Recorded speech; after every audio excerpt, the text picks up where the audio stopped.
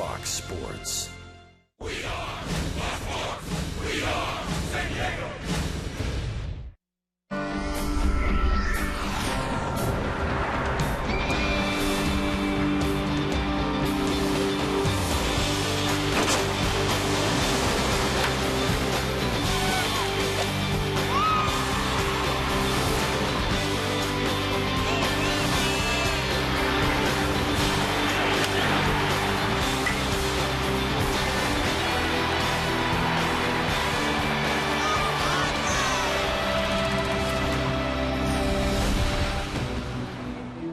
Line drive, fair ball, it's into the corner. One run scores Venable. Here comes a second run to score. The Padres break the tie. Jerko checks in as well. Nick Hundley with a two-run double. Hundley's heroics last night in the eighth inning as the Padres beat the Cincinnati Reds 4-2. Warming up for today's action against the Cincinnati Reds, he has earned a place on the bench in the starting lineup. Rene Rivera will be catching this day game as we welcome you to beautiful Petco Park in downtown San Diego. Final game of this three-game series, the Cincinnati Reds and the San Diego Padres. And good afternoon, everyone. With Mark Sweeney, Dick Henberg, the Padres now have won 4 in a row, and for the first time all season long, they have won 3 consecutive series in Milwaukee, in Arizona, and now they have assured themselves a series win against the Reds. Yeah, and they look very comfortable, especially playing well on the road and coming back home with success against a solid team in the Cincinnati Reds. Well, and they've got their home pitcher on the mound today. When Eric Stultz starts at home, the Padres are 8-1 this year. Well, talking about comfort, Eric Stultz has been the actual ace of the staff. It's all about consistency with Eric Stultz. The numbers definitely aren't there, but at home, you can see the numbers. He feels very comfortable pitching here, and that's a good sign for the Padres. And he's trying to recover from his worst start as a Padre, allowing 7 runs in 5 innings in his last go in Arizona. But 5-1 his record at home, and when he pitches, the Padres are 8-1. How about that no-hit pitcher for the Cincinnati Reds? Homer Bailey throws a no-hitter, but since then, he's 0-4. Well, he's actually had 2 no-hitters, but after this last no-hitter, it has been a struggle, to say the least. It's all about the mental part of it. He has the ability because of that no-hitter. He has a fastball, good breaking balls, and you can see he has confidence. He also did that at home. This is a big start for him and his Reds. The Reds' starting pitching has been outstanding, but in the first 2 games of this series, the Padres starters have outpitched them. Well, the big news just before game time, a trade has been consummated with the Arizona Diamondbacks, and we're going to say goodbye to Kokomo Joe. Joe Thatcher is on his way to Arizona, and a red-headed right-hander, Ian Kennedy, coming to the Padres. We'll get the reaction from Thatcher when we return to Petco.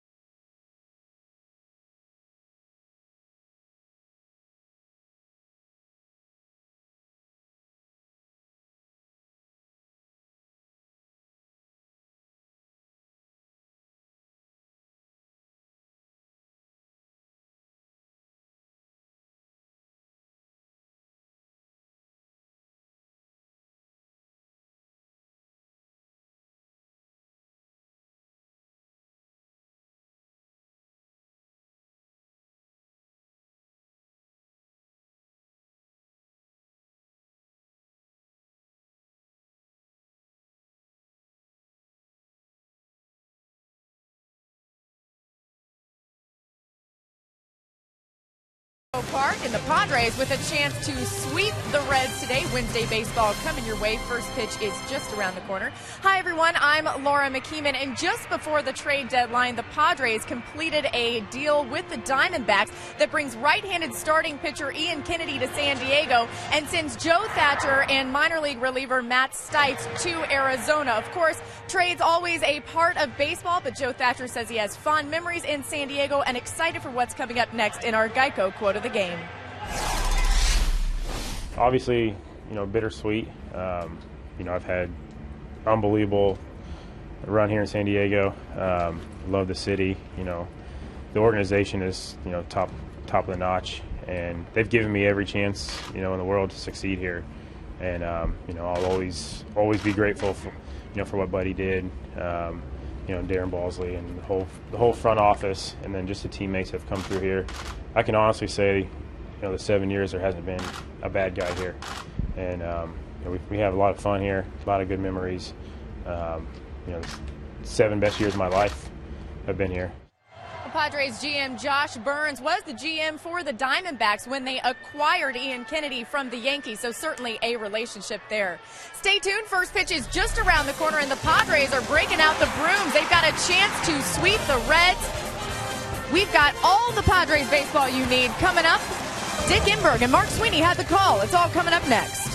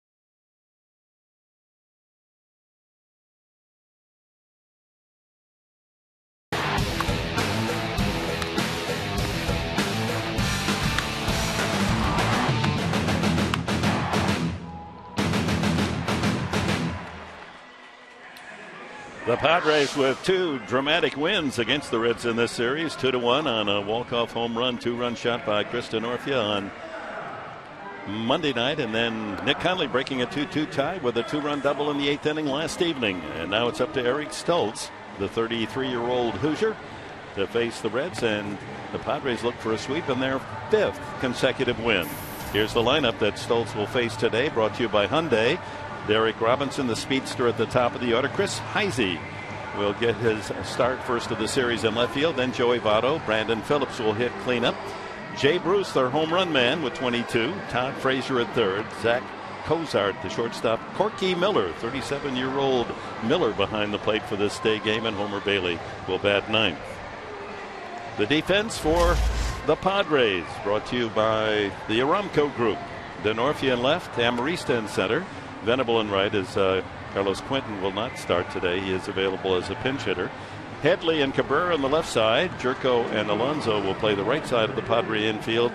Rene Rivera gets the start behind the plate for Eric Stoltz. Well, for the left-hander Eric Stoltz, he has to keep the line moving, and the starting pitching gives him opportunities to win ball games. That's what Eric Stoltz has to do today. Plus fastball command. Everything works off his fastball, but he has to pitch in and out of the strike zone. Just couldn't get off the real good stuff against Arizona his last start, and Robinson pushes the bunt foul as he tries to bunt his way on with the first pitch of the game. He has started in the leadoff spot both games. Went 2 for 5 on Monday night, 0 for 5 last evening. Stoltz, acquired a year ago May on waivers from the White Sox, and has been a solid performer. 23rd start this year. He's 1-0 lifetime against the Reds, but he has been the home pitcher this year for Bud Black.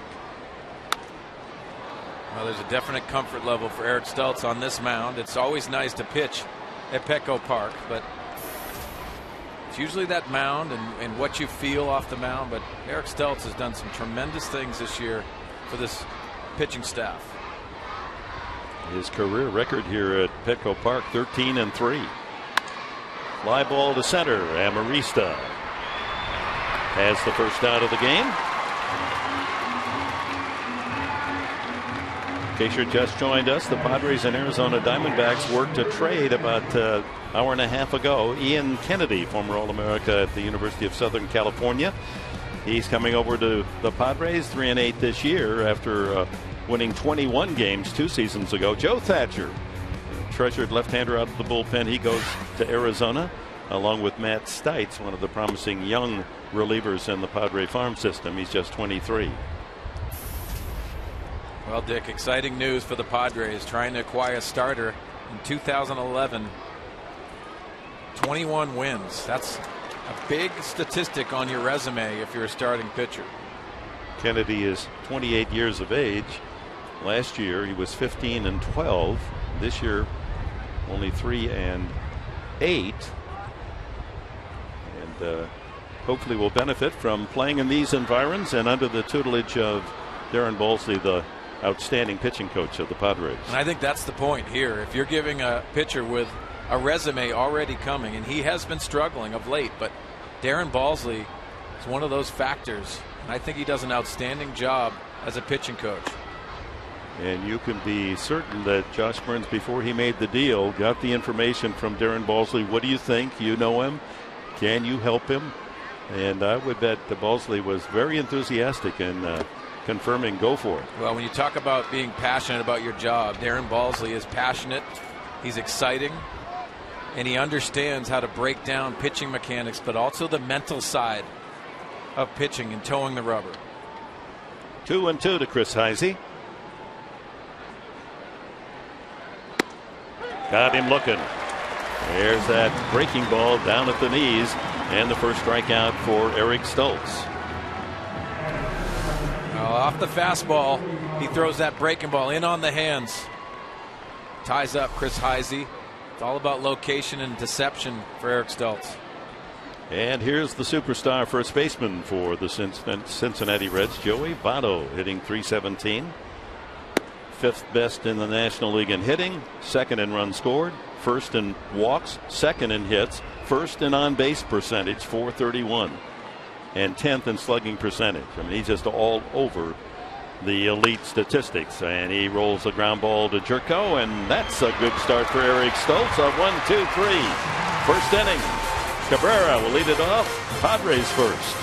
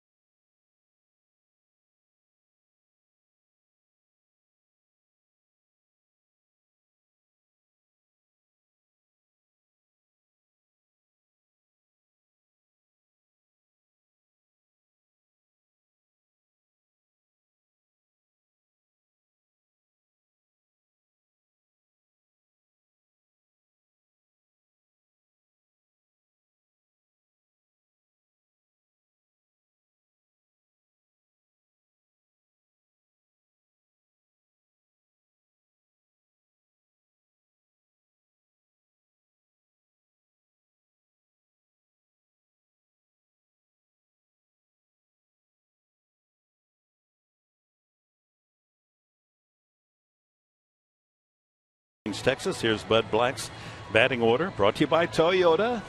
Cabrera, Denorfia, Headley, the first three. Yonder Alonso hitting cleanup. Will Venable, 3 for 3 and a walk last night was Venable.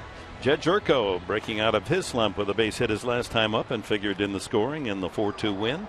Alexi Amarista in center. Rene Rivera will bat 8th, and Eric Stoltz, a good hitting pitcher, 9th. Here's the defense of the Reds, brought to you by Hyundai. Heise in left, Robinson in center, Bruce in right. Around the horn, Frazier, Cozart, Phillips and Votto.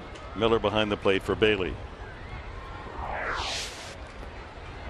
Cabrera, 254 hitting left-handed, almost 90 points higher as a right-handed hitter. And Bailey's first pitch is a little low. First name is formerly David Bailey, but adopted the name Homer from his great-grandfather. Fly ball lifted to left. Heise drifting toward the line for the first down. Well, for the right-hander and the Texan right-hander, he gets stronger as the game goes along because of that power fastball. He also has 2 no-hitters to his resume, and that's confidence when you get later in the ball game. But the Padres need to take away that fastball. He has fastball, slider, curve, and split. Fastball, slider mix, curve for a strike. I will throw a little quiz at you, see how you know Cincinnati Reds pitching history. He has 2 no-hitters. The Reds in their history have 2 other pitchers who threw 2 no-hitters. Can you name them? We'll share that thought with you and give you the answer in the next half inning. Chris Denorfia, the star on Monday night with a pinch hit home run in the 9th inning. There's the 94-mile-an-hour fastball, and quickly Bailey ahead on the count, 2 strikes. Well, he varies speeds with his fastball, and that's usually because of the movement. He'll pitch up with the 4-seam fastball, and he'll try to move it down in the zone. Good size, 6'4" and 230, Homer Bailey. And he wastes that one high. The Reds bemoaning the fact that they're not winning, and yet they're getting terrific pitching. They just aren't scoring any runs. Well, it's all about hitting in runners in scoring position for Dusty Baker. That one pulled foul by Denorfia. It's been very frustrating for him, especially early in ball games when they have opportunities. We talked about Joey Votto getting on base all the time in that 3rd position. Driving runs in is very important for this club. And losing 5 in a row to match their longest losing streak of the season. They've lost 2-1, 4-1, 1-0 in extra innings to the Dodgers, 2-1 in the 9th inning home run by Denorfia, and 4-2 last night. So in the last 5 games, all defeats, they've scored only 5 runs total. And I'm okay with that. Padres have done a nice job pitching on their end and clutch hitting late in the game. Inside, and Denorfia able to check his swing. It's 2-2. That's that split finger. That's his out pitch. Chase Headley, number 7, waiting his turn. You'll see that split finger go into the righties and down the way to lefties. Fly ball lifted to right field. Easy chance for Jay Bruce. And 2 away on outfield flies. Well, Homer Bailey no-hit the Giants on July 2nd. Now, I'm talking about a tall feat. At Great American Ballpark, where it is very hitter friendly, and doing that at home, what a moment for Homer Bailey, and that's his 2nd of 2 no-hitters. No-hit the Pirates last year. First pitch fouled away by Headley. Chase at 234 at the start with 8 home runs.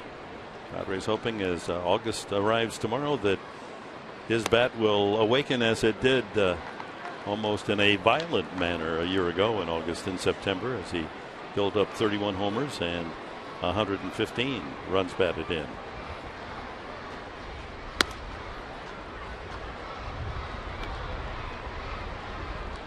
The Reds, when we talk about the fact they're not scoring runs, have desperately missed the bat of Ryan Ludwig, who was their cleanup hitter coming out of spring training and was injured on the opening day.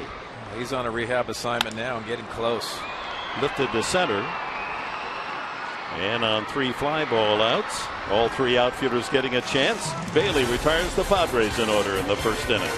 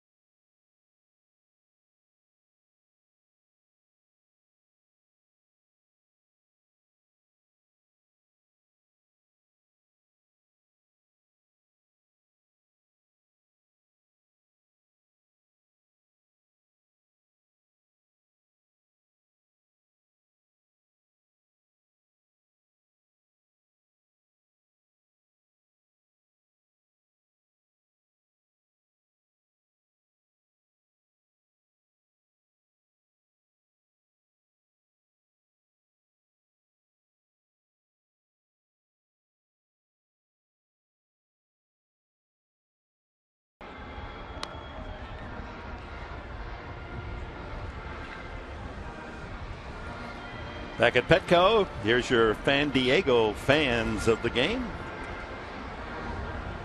Well adorned today. Festive atmosphere on a Wednesday afternoon, and the youngsters are with us, many from youth day camps around San Diego County. Great to have them aboard. Well, they bring a lot of energy to this ballpark today on this day game. Beautiful day in San Diego again. Nice to be bored with good weather, isn't it? Brandon Phillips, and takes ball 1. Phillips having a sensational year, driving in runs, 81. Well, that was called a strike. I did not see the motion by Jerry Davis, the plate umpire. Certainly was a good strike. 0-2. Eric Stelz coming right after Brandon Phillips. 2 fastballs right down the middle of the plate.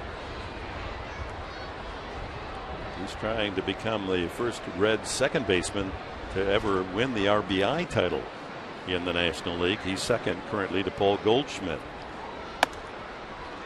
Goldschmidt with 85, and Phillips starts today with 81 runs driven in. Pretty husky middle of the lineup when you have to go through Votto, Phillips, and then Jay Bruce with his 22 home runs on deck. Yeah, and that left, right, left combination. That ball is drilled to left center field. Amarista goes back, and that is gone. Phillips, number 13, and the Reds strike first.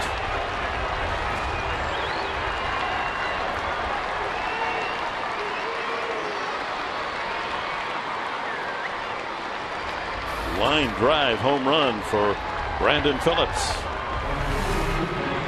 That's all about location. For Eric Stelz, he got ahead. That's a sweet swing by Brandon Phillips. It's going to deposit a little bit easier during the day here at Petco Park if you get it up in the air.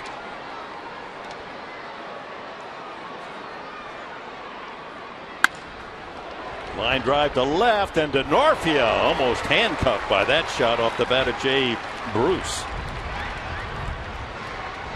You're running into that line drive, charging that liner, and perhaps battling the bright daylight hours, not the sun, but it's a sharp contrast to last night when this game ended. Yeah, you can see DeNorfia trying to get that head out of the way. Very difficult during the day, out of all those white shirts sitting in the stands. Todd Frazier, the hitter, he has 10 homers. Chris DeNorfia gets that hard first step into the gap, but coming off that left-handed bat goes towards the line. 2-0 to Frazier. Third baseman that had such a good rookie year last season, 273, and hammered out 19 homers.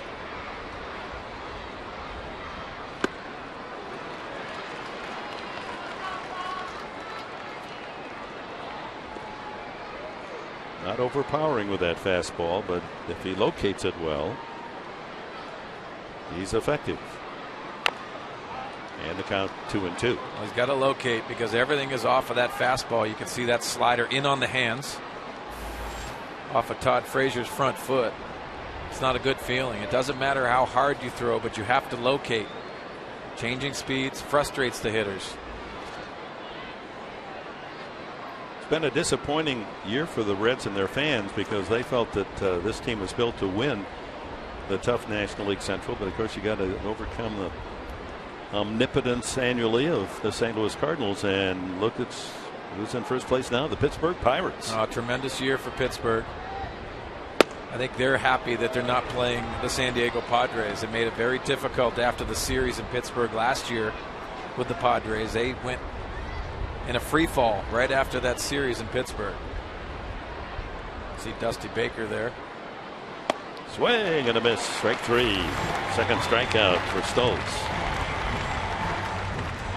But at this stage, the Reds are in the best position in National League for a wild card spot. It's a little early to talk about that, but they have a 4-game lead over Arizona for the second wild card. Could be that 3 teams will make the playoffs out of the Central. That's a beautiful bunt and no chance for Hidley. Zach Cozart with a bunt single. Can't walk out and place it any better than that. You know what? 2 outs, you can give it to him. To me, I don't think this is a very good play unless you're going to steal first the next 2 pitches. But to me, that looks selfish. He's got to steal second in order for him to understand he's laying down a bunt. But Zach Cozart, I'm not really thrilled with that baseball play. He has 8 home runs. You'd much rather have him take a shot at getting you another run with a long ball. Well, you got to get in the scoring position. That's the reason why I say steal second. But your philosophy with 2 outs is to drive the ball in the gap, try to get in the scoring position. Corky Miller, 37 years young, born over in Yucaipa.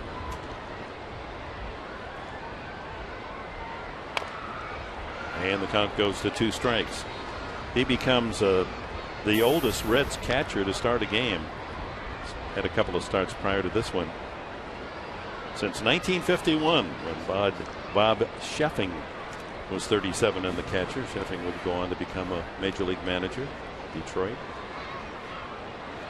Well, you used to see the handlebars. And that's a beard that's going every direction. Talking about throwback. Yeah, he looks like somebody you might see in the beer league on Sunday, huh? You know what? He's at the highest level. At 37 years old, I commend him. He's been in the league for a long time, battled in the minor leagues. First came up to Cincinnati 12 years ago. Well, the answer to the question we posed, Homer Bailey with 2 no-hitters. Who are the other 2 pitchers for the Reds with 2 no-hitters? And of course, one, Johnny Vandermeer, who 1939 threw back-to-back no-hitters, never been done before or since. And the other, Jim Maloney, threw a couple of no-hitters. Big right-hander. Boy, he had a fastball. Yes, he did. Reared back, and here it is. 1-2. Good cut there by Miller.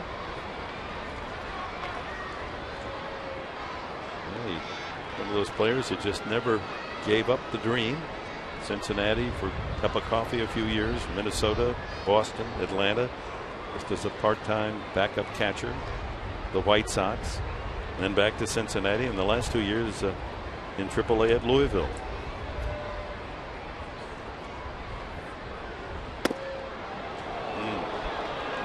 Rivera held it there, but Jerry Davis said not good enough for strike 3.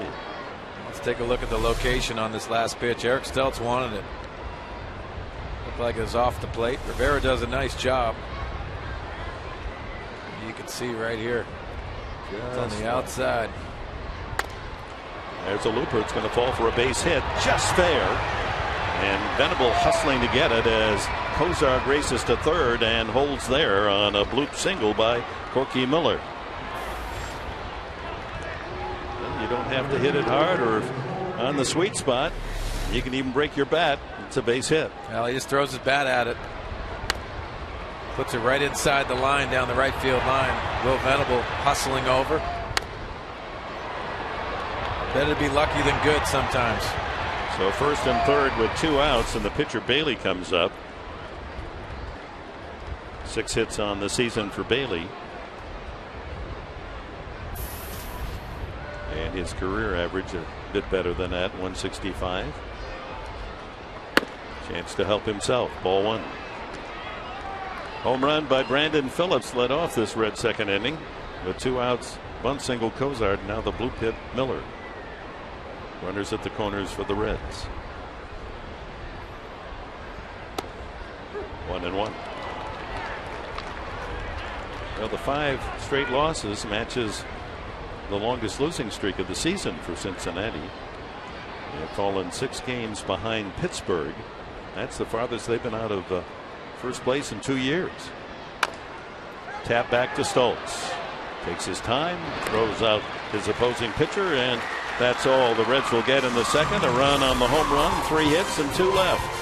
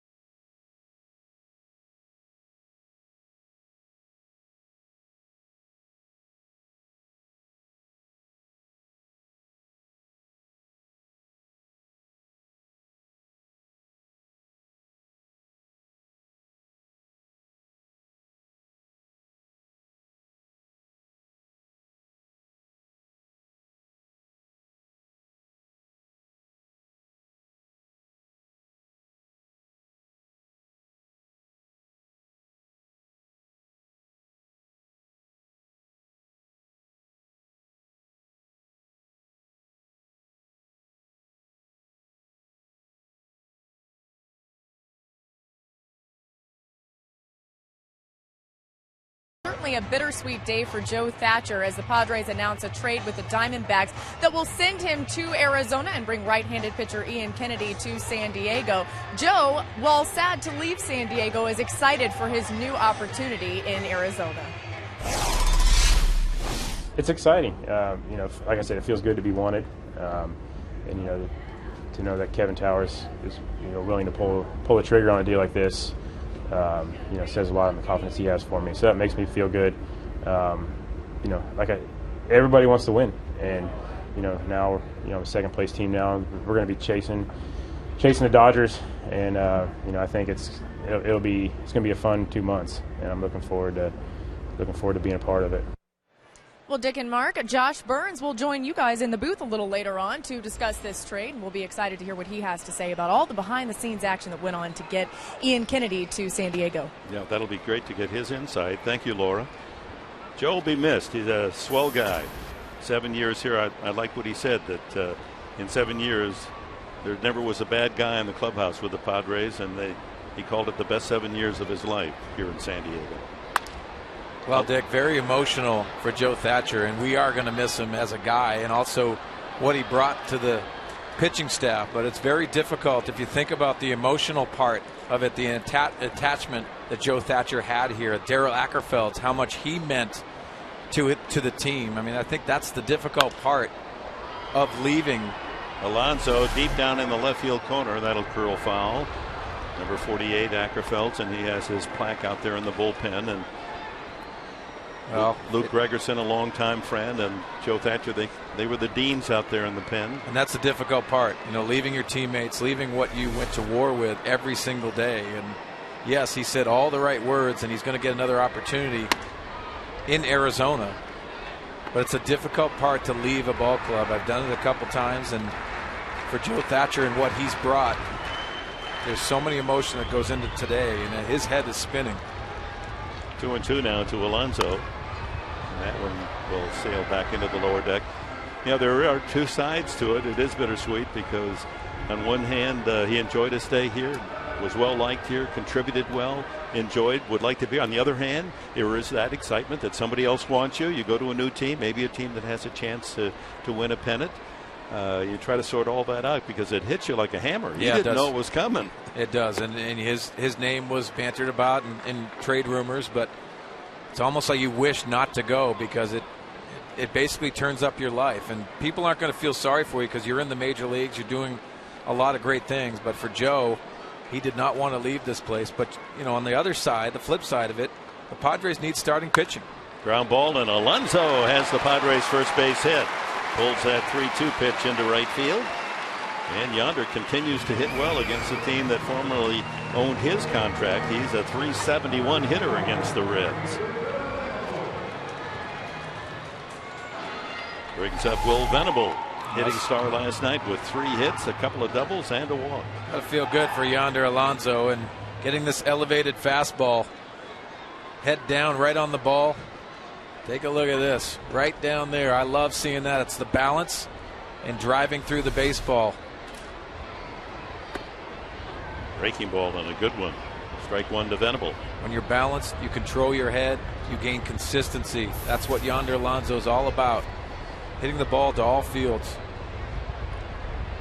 Venable, he too, good success career-wise against the Reds, but he bounces this one to Bailey, a double play opportunity, and they turn it 1-6-3. 2 quick outs, and Jed Jerko will be the hitter.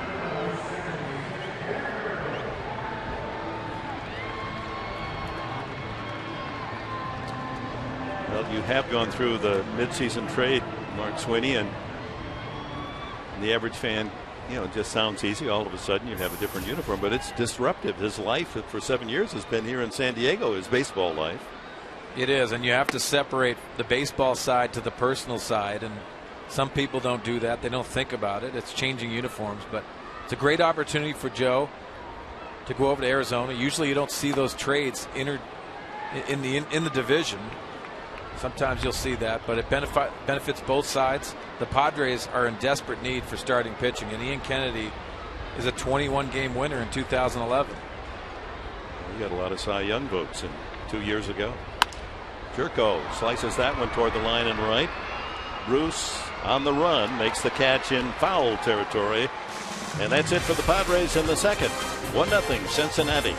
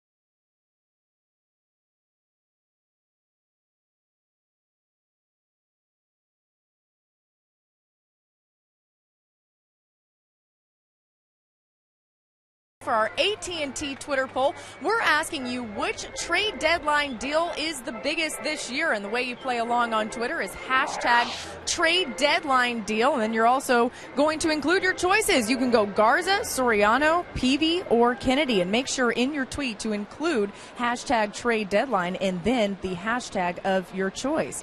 Gentlemen, who you got on that? Yeah, that's interesting. We'll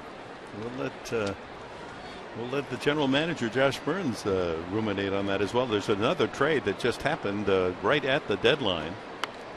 Push bunt, and a good one. Jerko covering, not in time. Robinson with a second bunt single for the Reds today. Bunt single for Cozart in the last inning. Bud Norris, the right-handed pitcher, has been acquired by the Baltimore Orioles from Houston. Look how Yonder Alonso defends this ball. With Derek Robinson getting down the line, he tried it earlier in the game. But you got to have communication. Jed Jerko, if he's going to get over there and be the guy responsible, you almost have to cheat over to first base. So you understand Robinson has speed. They've seen that the last two nights. Fourth Reds hit, two of them bunt singles, but the run scored on Phillips' home run, number 13. Heisey took a third strike his first time.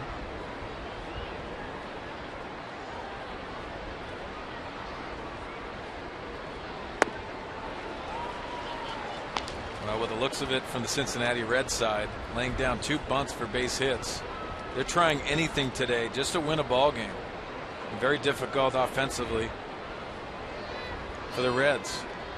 This long West Coast trip, 11 games. 3-1 at San Francisco, then 1-3 with the Dodgers, and losing the first two here in San Diego. Now remember, fans, this team is built to win in a tough division with St. Louis that you talked about, Dick. Also the Pittsburgh Pirates, probably the surprise team in Major League Baseball this year. Well, you could really see them coming, though, the last couple of years. They had so many good young players. They just were edging upward, better and better. I agree. The scouting part of it, developing. Garrett Cole has come up. They've had a lot of arms.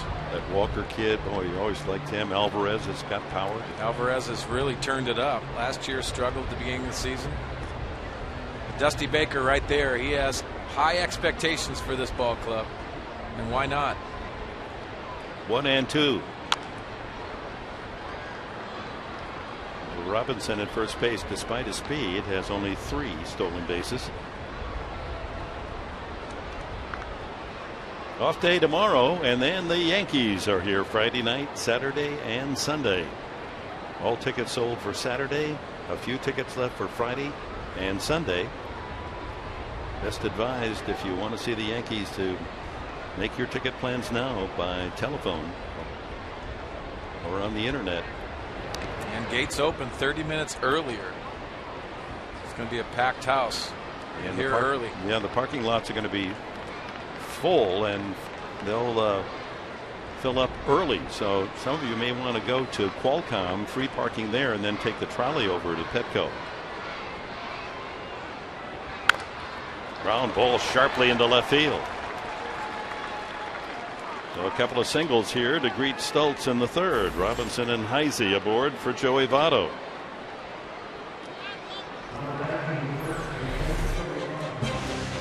The Yankees will send out CC Sabathia on Friday night against Andrew Kashner in Game 1.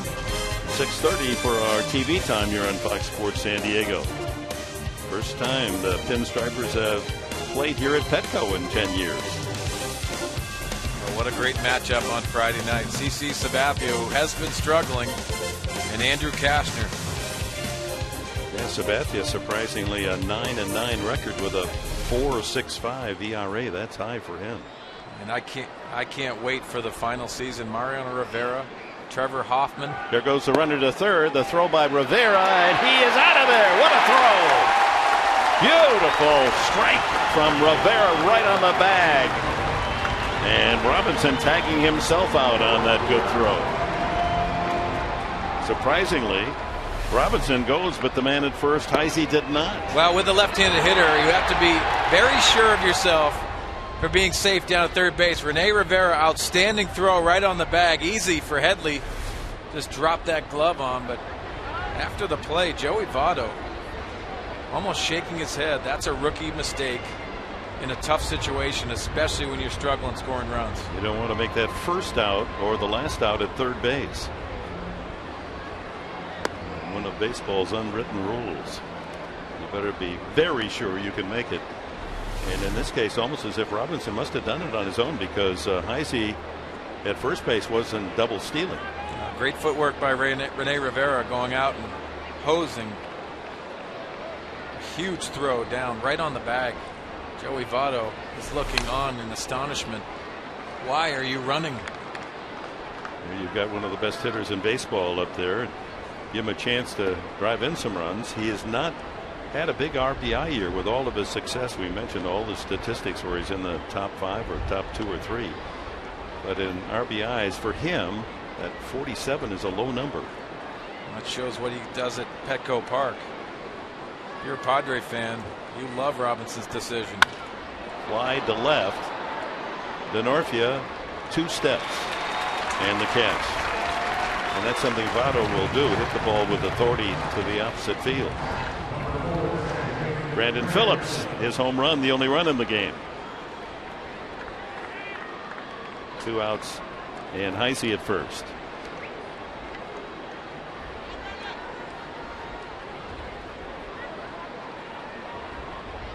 So Joe Thatcher goes to Arizona, and he'll be their primary lefty to come out of the bullpen to get that key left-handed batter out. So you mentioned in the pregame show, Mark Swinney, who you think will come up, and we'll ask Josh Burns, who will come up to replace the lefty for the Padres in the pen. Well, I think it's going to be exciting to hear what Josh Burns has to talk about, because there's more than just the players involved. It's how your organization deals with it and what your plan is. And we'll hear from Josh Burns when he joins us on the broadcast. Right now, the only lefty in the bullpen is Colt Hines, just called up. We've seen Tommy Lane. I mean, there's options. 1-1 now to Phillips. You know, and if you look at Bruce Bochy, when he managed here, he did not have too many left-handers out of his bullpen. Sometimes it's all about right-handers getting those lefties out and how you want to manage a game. You don't necessarily have to have a lefty just because he can throw from the left side. You got to get people that get outs. Sounds pretty simple, but here's Phillips last time up, drilled it to left center field, and just enough to get it into the bullpen. Now 2-strike hitting for Brandon Phillips, and he continues to drive runs in with a solo shot. 82 RBIs so far this year for the second baseman. That one nub foul. So Ian Kennedy pitched last night at Tampa Bay, took the loss in a 5-2 Tampa Bay win. So if you work on a 5-day rotation, he would be eligible to throw on Sunday. Yep. Could be pitching against the Yankees on Sunday. That decision will be made by Bud Black and Darren Balsley. That's his former team. Why not?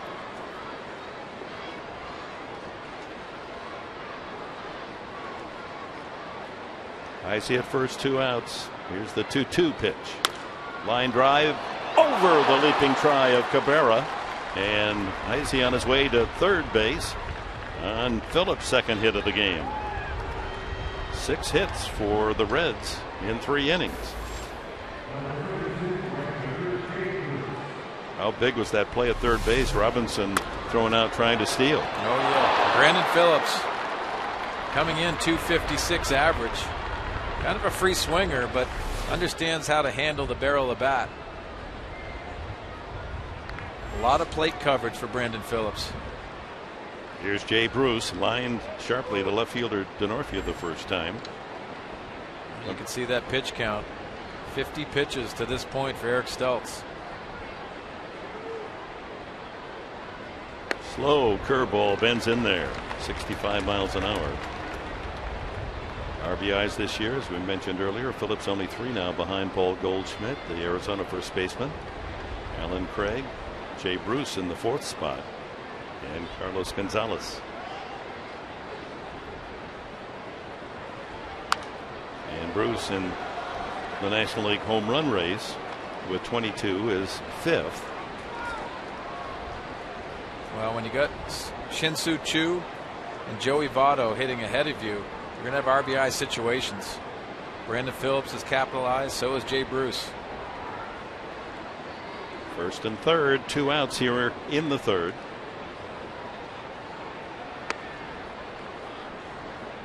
Change up down low. Yeah, good pitch.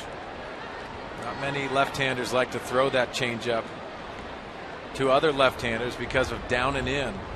Eric Stultz has that change-up and movement to go along with that, to throw it to left-handers.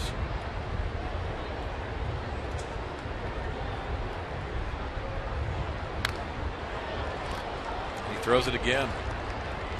Right at the knees.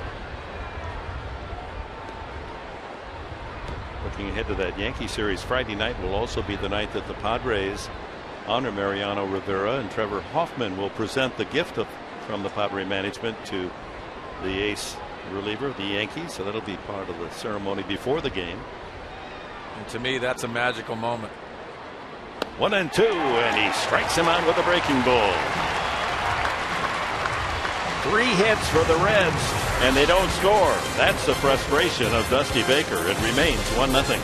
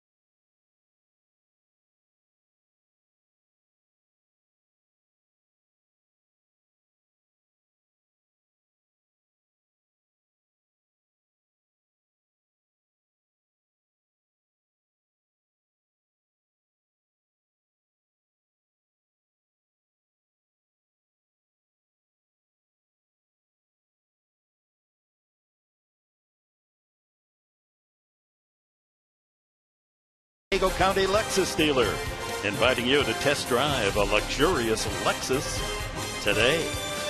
By Petco, where the healthy pets go. By Farmers Insurance. Contact your local agent at 888-96-FARMERS. And by the Experience Buick Lease. It's a new lease on luxury. Last of the 3rd, 1-0 Cincinnati. Last 2 innings, Phillips gets the home run, but 5 other base hit singles, and the Reds unable to scrape out another run, and that's been how it's going for the Reds here in this 5-game losing streak. Lots of opportunities, but they, coming into this game in the last 5, they're 4 for 30 with runners in scoring position. That just won't get the job done. Yeah, that's a struggle.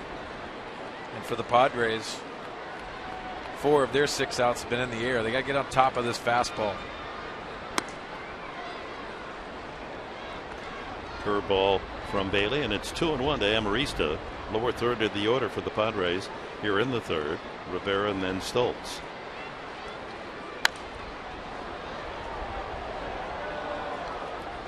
Well, anytime you get a velocity guy in Homer Bailey, you tend to get that barrel underneath the baseball.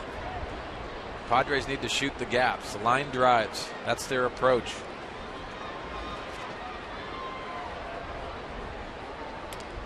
All the way to the screen, and the count goes full. Amarista.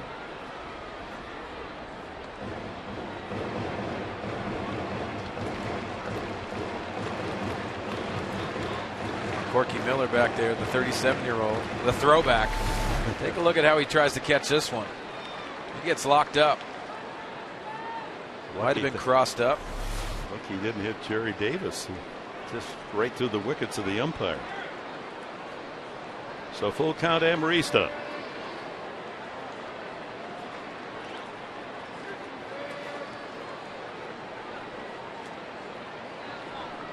The count is 3-2, unless that was a foul tip. I don't think he was skipping out of the way. So they're going to check on the count. And unless that ball was foul tip, it's 3-2.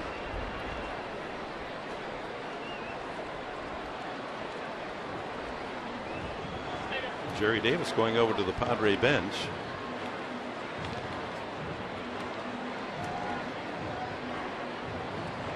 It puzzles me how an umpiring crew could lose track of the count. I mean, did they not use the umpire, the little simple hand device that keeps balls and strikes? Well, I love indicator? that old school approach. No, that's gone. But getting together, and I like that part of it.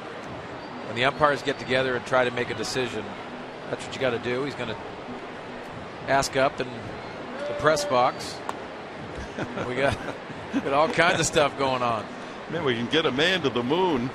We can't get the count on the hitter Amarista, as we welcome General Manager Josh Burns of the Padres, who has been working feverishly this past week, as has been the case up with all your scouts and your personnel, and trying to manage a trade. And hour and a half before the deadline, you were able to get Ian Kennedy. Give us your thoughts. Yeah, we worked hard on it. Certainly the focus of the last week or so. And this morning we agreed on the deal. You go through the medical process, tell the players. So we're excited. It's been an interesting year plus. Our starting pitching has been uneven. When it has been good, we've won. And Ian Kennedy has been a part of a winning team in pitching towards the front of a rotation. You traded for him when you were in Arizona. Yeah, I told Ian he's the first guy I've traded for twice, so he can put that on his resume. But he's having a little bit of a down year, and that's why guys get available. But we think he can bounce back. And Josh, a down year this year, like you talked about for Ian Kennedy, but also a 21-game winner in 2011. That's what you see, the potential. We talk about Darren Balsley and the job he does with the pitching staff. That's got to be exciting for you as well. No doubt. I mean, I was just saying to some of our other guys, I think when you put Darren and Buddy and this ballpark, defense, advanced scouting, game calling, you don't steal bases on Ian, all that leads to good pitching. And we've got a lot of those pieces in place. Ian is last year had another good year. He's pitched well in Arizona. This year's been a struggle.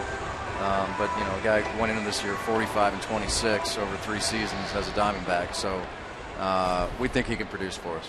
When we were in Arizona, the rumbling around the media there was that the Arizona management unhappy with Kennedy. How can you go from 21 wins a couple of years ago and then 3-8 this year? Rivera sends a fly ball to right fielder Bruce for the second out. That'll bring up Eric Stoltz. Well, a couple thoughts. I mean, one, you look around the game. I mean, Irvin Santana or Justin Masterson, guys having great years this year. Had a down year last year. I mean, then when Cliff Lee had his down year, I was in Cleveland. I was trying like crazy to trade for him, and it happens. And Ian's style, he is more of a fly ball guy. If he's had rough spots, to give him some home runs. Obviously, our ballpark protects that more than Arizona. So we think there's a lot of things to believe in, that he can return to being a very productive starting pitcher. Josh, a lot of fans will look at this trade and say trading in the division is a tough thing. Your thoughts on that? It is. Kevin Towers and I made a couple trades through the years. I haven't made many in the division. Of course, we got Houston Street within the division, and that's rare. But it's funny. This wasn't sort of a buyer-seller deal.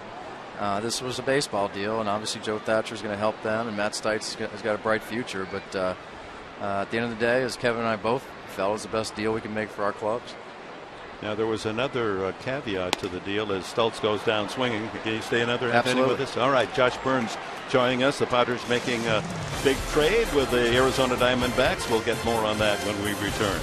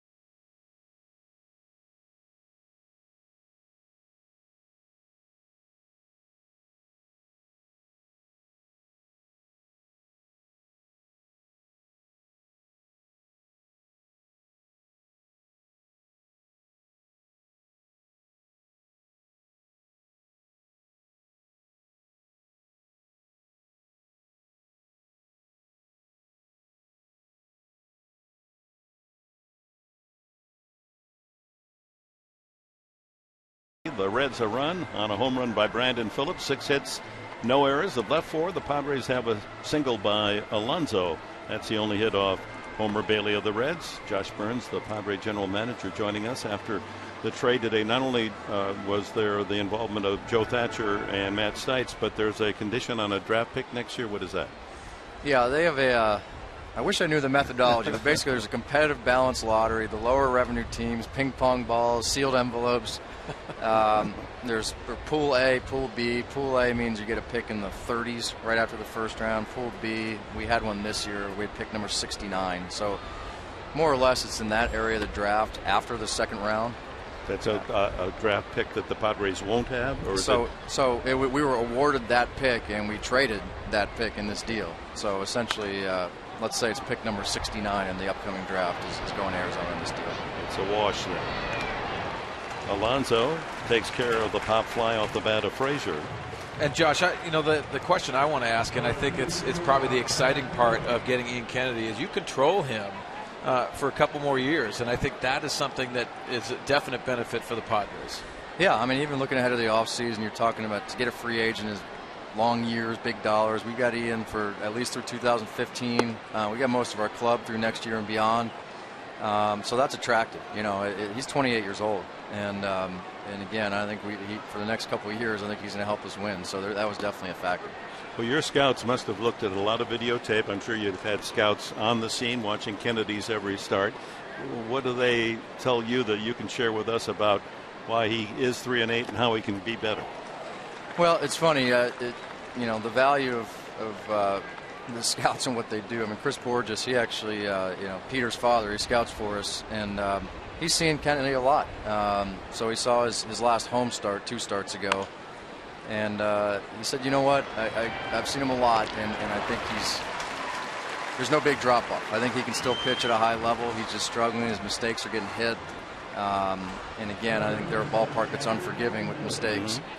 So, Chris Borges did a nice job. I said, comparing Ian Kennedy to himself, he said, I like what I see. I think it's a risk worth taking for us. Josh, I'd like to ask you, in dealing Joe Thatcher, that's a tough thing because you create that chemistry and understanding how Joe is as a person, too. Some of the conversations you had with him and how hard that is. Very hard. I mean, about as classy as it comes. I think really appreciates his time here, the opportunity. I think one of the highlights of being around Joe was the speech he gave about Darryl Ackerfeld's at our off-season banquet, and you know what he's meant to this franchise and the important outs he gets. So we didn't take that lightly. I mean, there are obviously teams offering prospects for Joe. That really didn't appeal to us. This was a different situation, and but he'll be missed. Any of the other trades that came down the line surprise you? That's Miller grounding it to short, and Cabrera throws him out. A 1-2-3 inning. Another half inning, just so you can answer that. You got it. All right. Sure. You got to get these commercials in, Josh. They like quick innings. We'll be right back.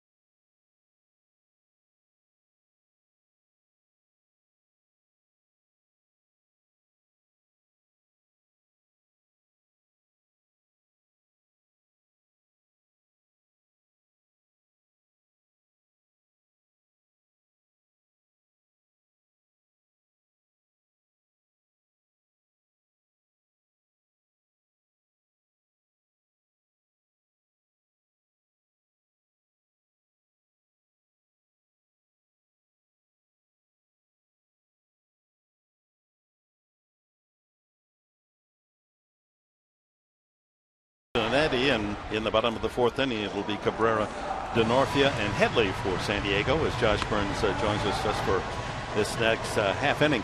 The other trades, the young Iglesias from Boston goes to Detroit to fill what everyone is proposing will be a void if Peralta is one of those to be suspended.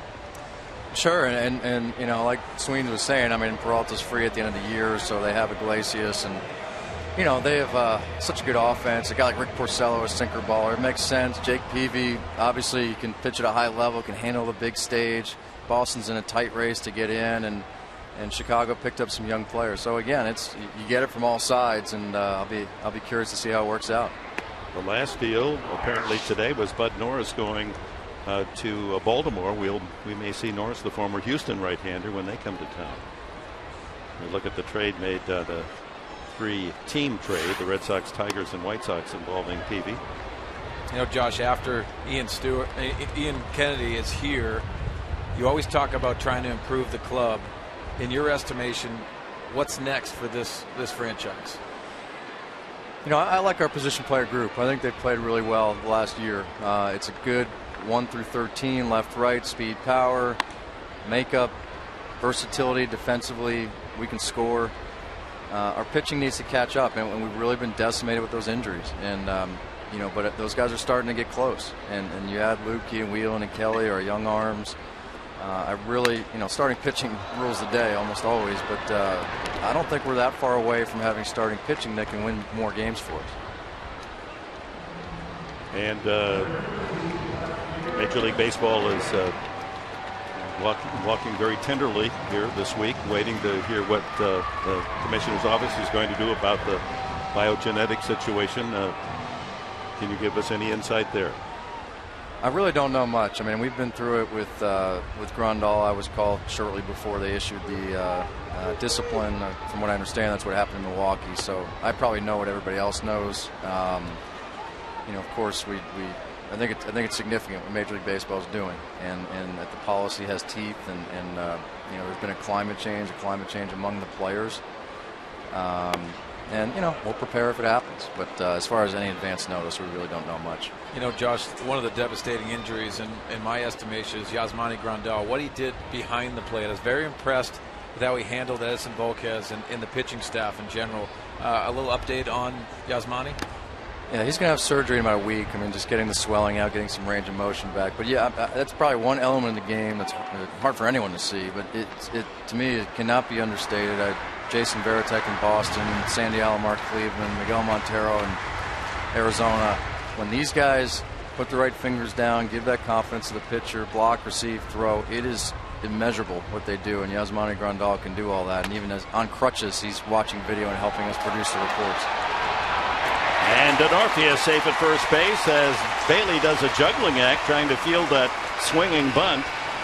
And almost got Denorfia, but hustle up the line. And Denorfia is the second base runner for the Padres today. You know, it's funny, the old saying, good pitching beats good hitting. You know, I believe good pitching, executing the right plan beats good hitting. And you know, some of the things in my history through the postseason and you talk about now in the information age, the amount of information we can give to our catchers to call a game, you know, it can really give an advantage. I mean, the hitters, you know, they can hit more than the pitchers can throw in terms of off-hour repetition, but I think the information age favors the pitchers. Yeah, and you looked, you know, Yasmani Grandal, and it looked like he was processing that information at a rapid pace. I think that's the difficult part of losing him. You talk about defense too, behind this pitching, and Cameron Maben's getting close. It sounds like he's probably going to go out on a rehab assignment. Tell us a little bit about Cameron. Yeah, he's getting there. He had a little travel snag yesterday, but he's going to be with our AAA team and get back on the field. He feels great, and you know, what we've done filling in has been amazing with those three guys, with Venable, Denorfia, and Amarista. And, but yeah, we can't wait to have Cam back, and defense is a big part of who we are. We make plays, we make the routine, and occasionally make the difficult play to help our pitchers, and Cam's a big part of that. Now, Kennedy, is it conceivable that he'll be pitching that final game of the Yankee series on Sunday?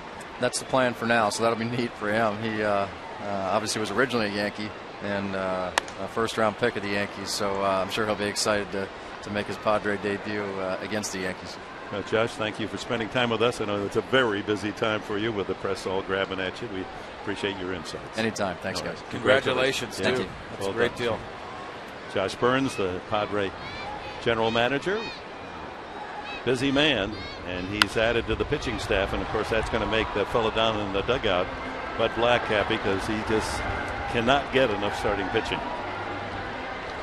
Well, that's the importance. Bud Black consistently talks about starting pitching, what it does for this club, the consistency, and giving opportunities to win ball games on a consistent manner. Starts with your starting pitching. 2-2 now to Headley. Denorfia first base with the infield hit.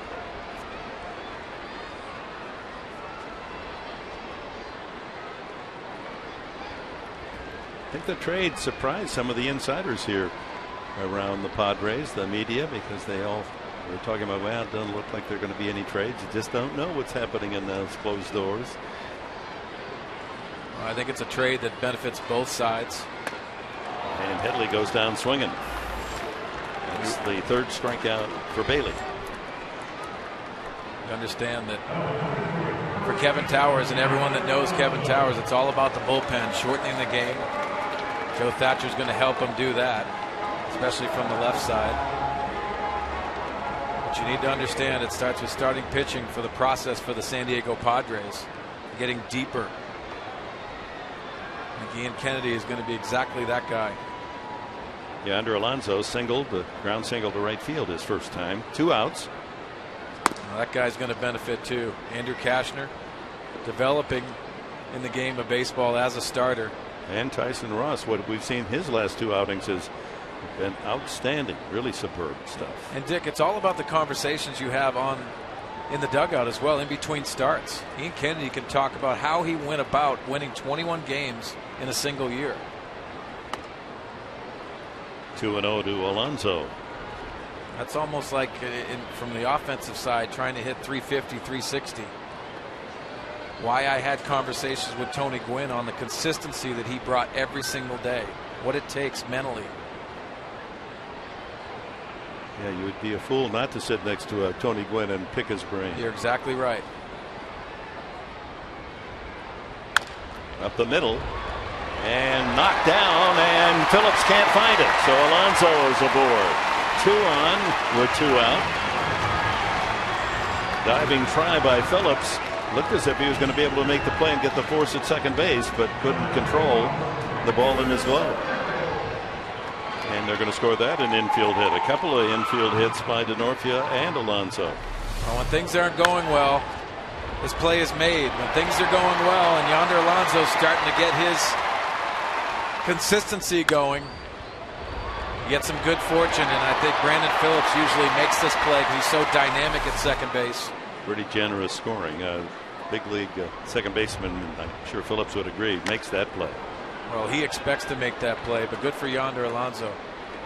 So first and second with 2 outs. Will Venable hit a comebacker to Bailey that he turned into a 1-6-3 double play in the second inning. Big night last night with a pair of doubles and a single and a walk. Padres trying to even the count. It's 1-0 Reds here in the bottom of the 4th.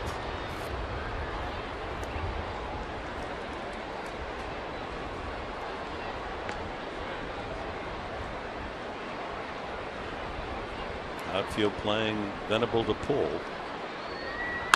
And he hits it the other way. And the force made at second base, and the inning over. The Padres a couple of infield hits, but they're left on base. We've completed 4 at Petco.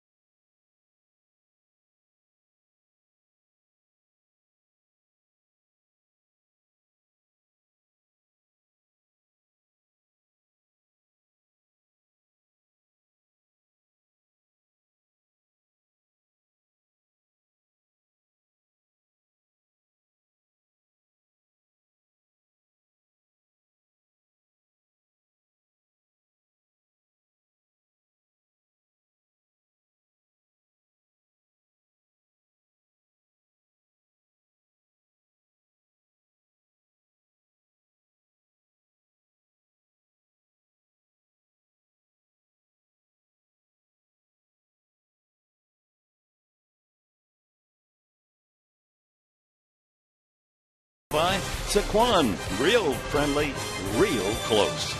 And by the Aramco Group, purchase, refinance, reverse. And by the Experience Buick Lease, it's a new lease on luxury.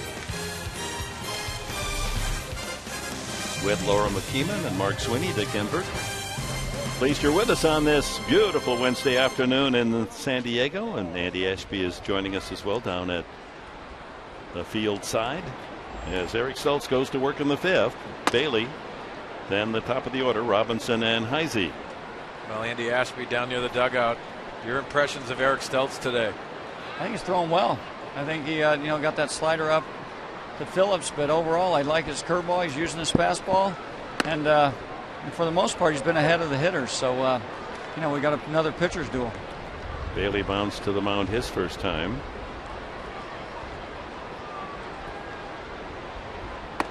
(3-0) now to the opposing pitcher. Andy, we talked about Ian Kennedy coming over here and the conversations after your starts in the dugout. Tell us a little bit about that, how important it is to talk to your teammates. Well, I think it's very important, just to figure out how how they approach, different pitchers approach different hitters, what worked for them, especially if you're a similar pitcher to what, Ian Kennedy is or Andrew Kashner. You can pick up so much, not only watching the game, but talking to other teammates and trying to get it figured out. And Marista has that one well covered as Bailey, the pitcher, swinging 3-1. One away. any little edge you can get that's going to help you get these big league hitters out is always a plus. So definitely a good idea to talk to your teammates and try and, get an insight on what worked to get them out and what didn't work. And that's what Joe Thatcher in turn will give to the Arizona Diamondbacks. He knows the Padre hitter. It's going to be interesting when Thatcher comes in to pitch to his buddy Will Venable, lefty on lefty. That's going to happen. Yes, it is. Andy makes a good point, and from the offensive side, he always tried to pick out a hitter, and I was left-handed. I would talk to some left-handed hitters. We had some good ones. Wally Joyner, obviously Tony Gwynn. When he opened his mouth about hitting, you always listen, but the conversations you have with your teammates, and I love talking to Andy Ashby about it and how he would attack certain hitters, and there's conversations you have to have. Yeah, he could say, how would you pitch to me? When you were, say, in the opposite, what was your thinking? How did you try to get me out? Dig in there and see what you can find. And you know what, Dick? I'll never forget this. I left St. Louis to come here to San Diego, and Todd Stottlemyre, one of my teammates, he was a successful starting pitcher, and I said, hey, what do you see after our series? And he looked at me and he said, you know what I see? You're an out. What? And I was glad he said that to me. He said, you give the impression that you are unsure of yourself in the batter's box. He said, you can't do that. And I had a conversation with him, and it changed my thought process of how I did moving forward. Swing and a miss. And Derek Robinson is out. That's strikeout number 4 for Stoltz. So he really rang the alarm clock on you, huh? And I didn't mind it, and it's a reality. As we take a look at this last pitch and the location on that fastball, Eric Stoltz looks like he's playing catch and locating much better as we go along. But getting back to that story, it's that brutal truth that I didn't mind hearing, because that's what Todd Stottlemyre was all about, and he taught me a lot. It's not about your mechanics, about how you're perceived. And Andy Ashby can probably talk about that too. I mean, it's 2 outs, Andy, but sitting on the mound and understanding this guy's an out, he's unsure of himself. Yeah, you definitely want to go out there and have some confidence and show them that you are trusting what you're doing on the field. I mean, you're talking about, them saying that you're an out. And I remember Bob Tewksbury telling me, you have to trust your stuff. And that is huge. When you get on this field and you walk between those lines and you don't trust it, it's hard to go out there and, believe it. You got to trust it. Pops up Heisey, shallow and right. Actually, it's Jerko into shallow right field to make the play. And for the second straight inning, Eric Stoltz retires the Reds in order. We've reached the halfway mark.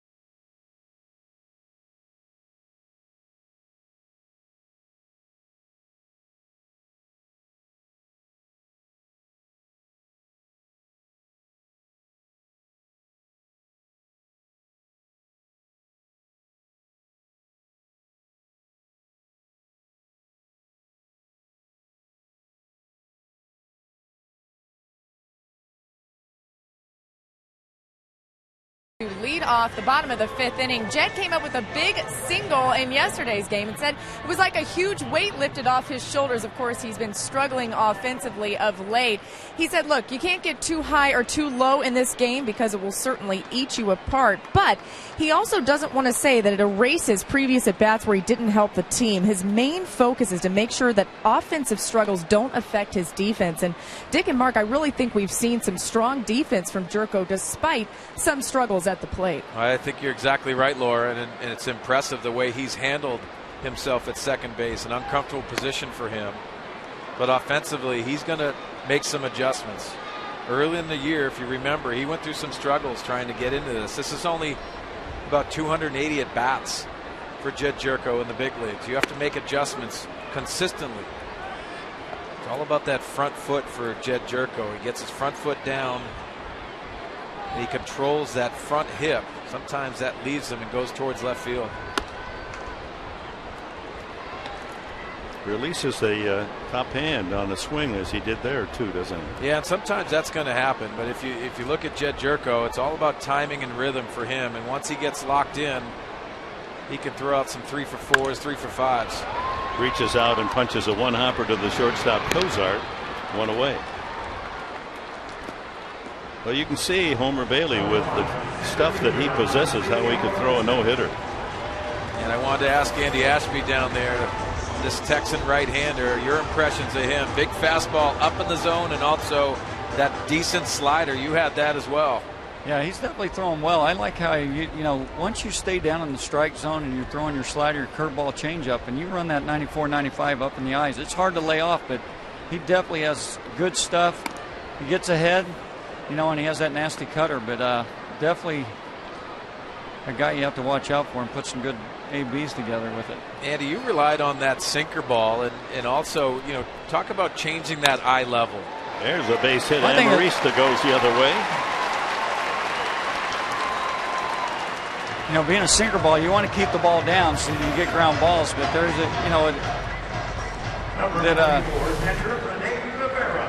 that ball's down, but still he put a good pass on. Sometimes you just have to tip your hat, but that's where you want a ball when you're a sinker ball pitcher, is down in the strike zone. But when you stay down there and you start working up in the strike zone a little bit, then that helps your curveball because they kind of lay off thinking it's the high fastball, and yet it's the curveball. But the main thing is just try and stay consistent down, so when you do throw that four-seamer, it looks like they can catch up to it, and they can't. Rene Rivera fly to right his first time. 1-0 Reds here in the 5th.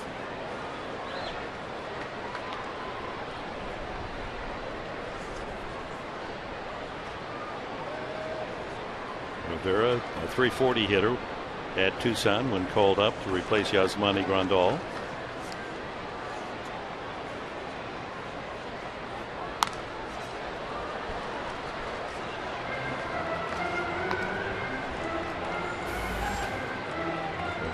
To be exact, was hitting .343 with 5 homers.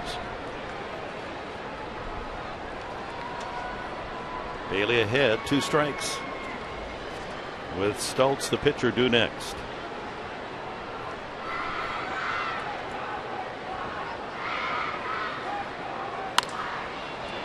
Looped into foul territory. Votto having trouble and he can't find it. Looked right up into the sun. No glasses. The glass is still up on the bill of the cap. Yeah, I always wonder that, especially over there. When you're a defensive guy and you go out to the field, you always check the sun, especially here in San Diego. This is the difficult part, as you can see. But the problem is those sunglasses on the top of the hat. If you have them, wear them. It takes the glare out of your eyes.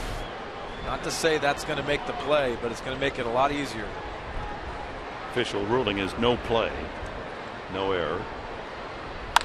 And another chance. High pop fly. This time it's Phillips, and he's got the glasses down. Or does it? No, he still has them up around the C in his cap. Hey, they're a good look. So no harm done. Yeah, the managers don't like the look if it happens to Joey Votto. Then he proceeds to do something offensively right after that. Listen, this is the time. When you look at Dusty Baker, you got to do all the things right. Dave Roberts is wearing them. Stoltz struck out swinging the first time, and a weak wave there. Didn't get many good swings the first time up. It's a home run this year. Dodger Stadium. Well, he can swing the bat. Well, he's been overpowered by Bailey today.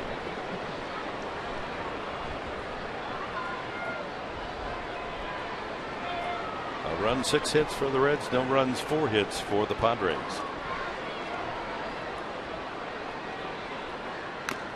Fouled into the glove of catcher Miller. Strike 3. 4th strikeout for Bailey. We've completed 5. The Reds leading it 1-0.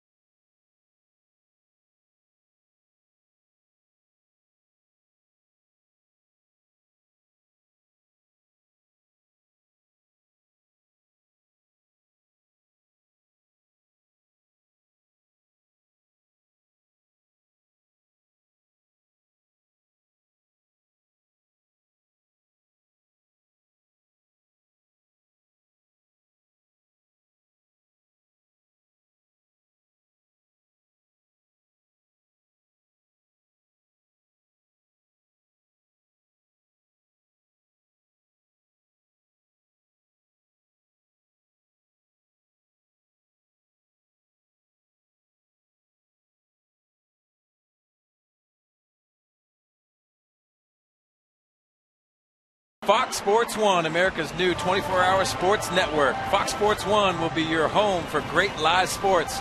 All the news and highlights you want in shows and specials that only Fox can bring you. Fox Sports 1 coming August 17th.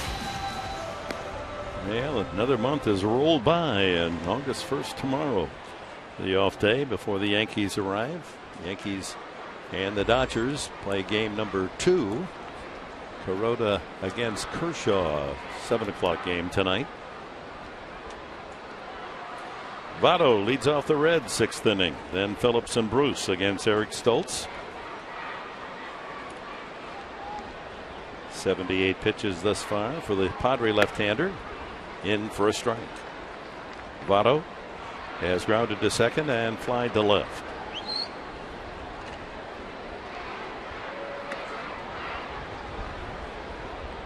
Changeup misses, 1-1.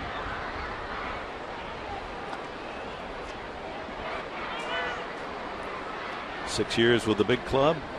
His career average .316. Starts today this season .317. Left field again. Denorfia playing him just right.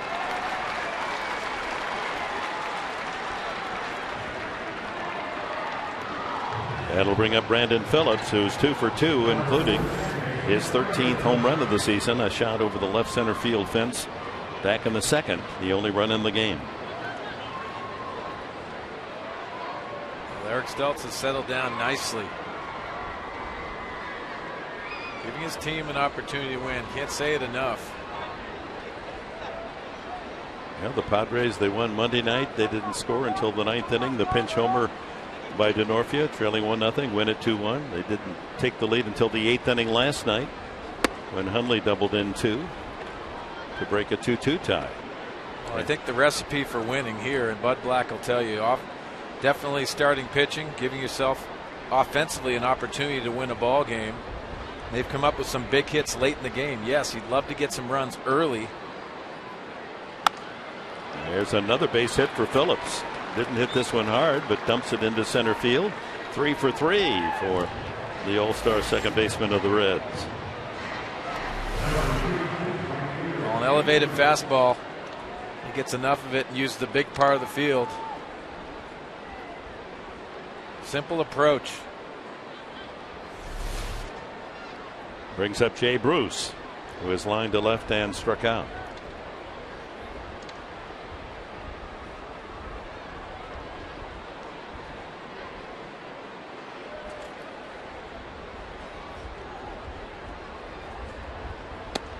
Well, this day in history, July 31st in 1996, the Padres made a very important trade with Milwaukee, getting Greg Vaughn. Hootie and the Blowfish, ex-teammate of mine. He's a lookalike. Pull to the first baseman. Alonso has only one play. Good decision. Bruce out unassisted to the first baseman as Phillips moves to second with 2 gone. Todd Frazier, the batter. Also on this date, 1990. Goodness, can it be 23 years ago? A right-hander, age 43, won his 300th game. Nolan Ryan pitching then for Texas. And on this date, 8 years ago, Jerry Coleman received the Ford Frick Award at Cooperstown, the Hall of Fame. Colonel working the game on 1090 radio here in San Diego today. Andy Mazer.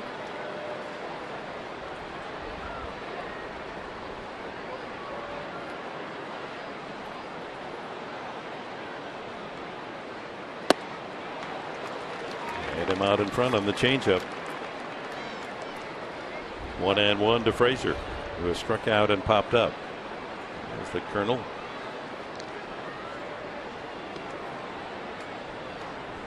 Quite a guy.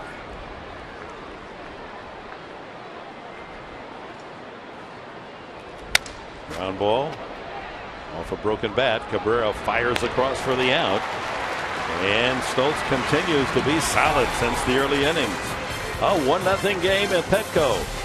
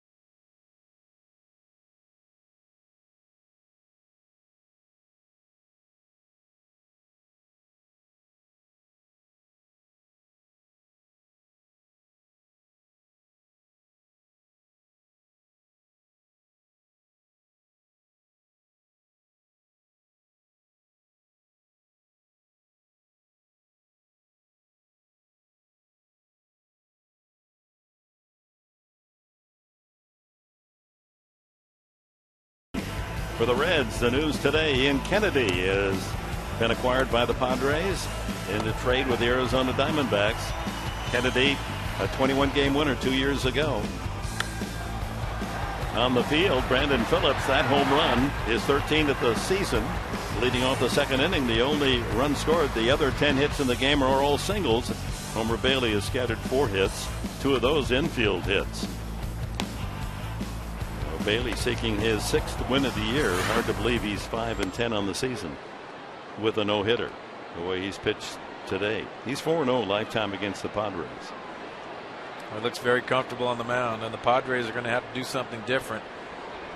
Disrupt what he's been doing. He's in a nice groove right now.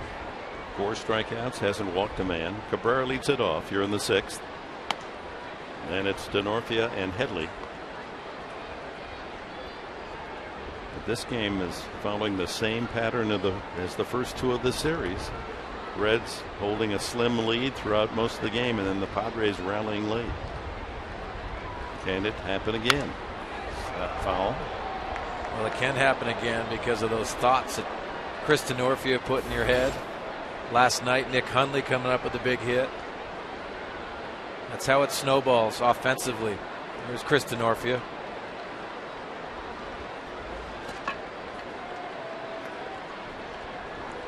A ball, 2 strikes to Cabrera, who's flied out and tapped to the mound.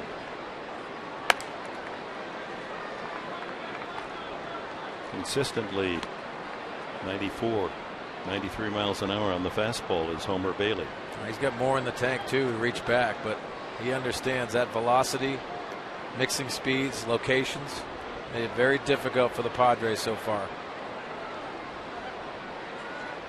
Beautiful look from behind home plate through the pitcher's mound out to the skyscrapers, the skyline of San Diego. And 3-2. Bailey hasn't walked a man yet.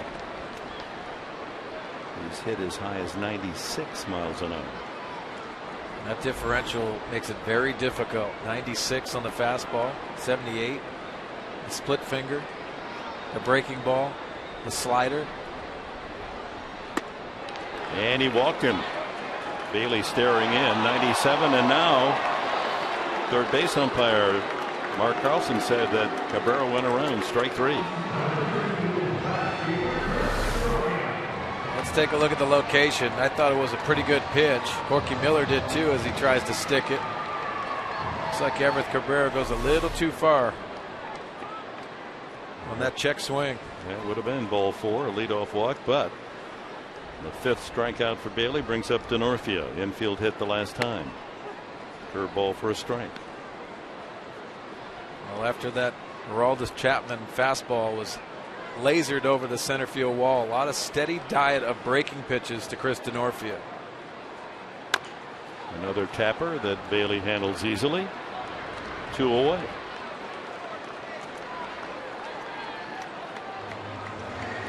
Padres really haven't squared up a ball and driven it hard against Bailey all day. There are 2 infield hits. The single by Alonso, just a ground ball through the right side. Amarista, a line drive to left field. But no one crushing anything thrown by Bailey so far. Maybe Headley's the man. He's flied out and struck out. Well, you don't want to rely on late inning dramatics all the time. You have an off day tomorrow, so mentally you have to push forward and try to steal another game. They're not far away. Foul back, 1-1. You look at the problems that Chase Headley has had consistently this year. That's exactly what we've seen a lot of. That fastball as Bud Black tries to take some hacks. Those fastballs that have been on the plate and they've been fouled off. When you evaluate your at-bats, Dick, sometimes you'll look back and you'll say, yeah, I struck out there, but that first pitch fastball I fouled off. That's what I have to fix. Sometimes we get result conscious as players, and it's very difficult to handle. But Chase Headley, if you look at all of his at-bats throughout the year, he's fouled off a lot of real good fastballs in the strike zone. They don't show up in the statistics. But every hitter remembers, you know, you only get every at bat. You might only get one pitch that you can really handle. Exactly right. 2-1 now to Chase. Tied him up inside, 2-2.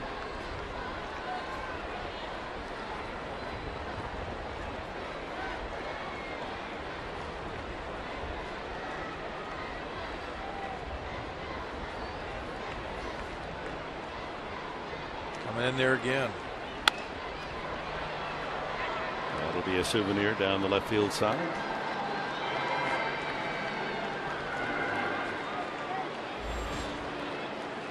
Padres starting today ahead of the Giants by 2.5.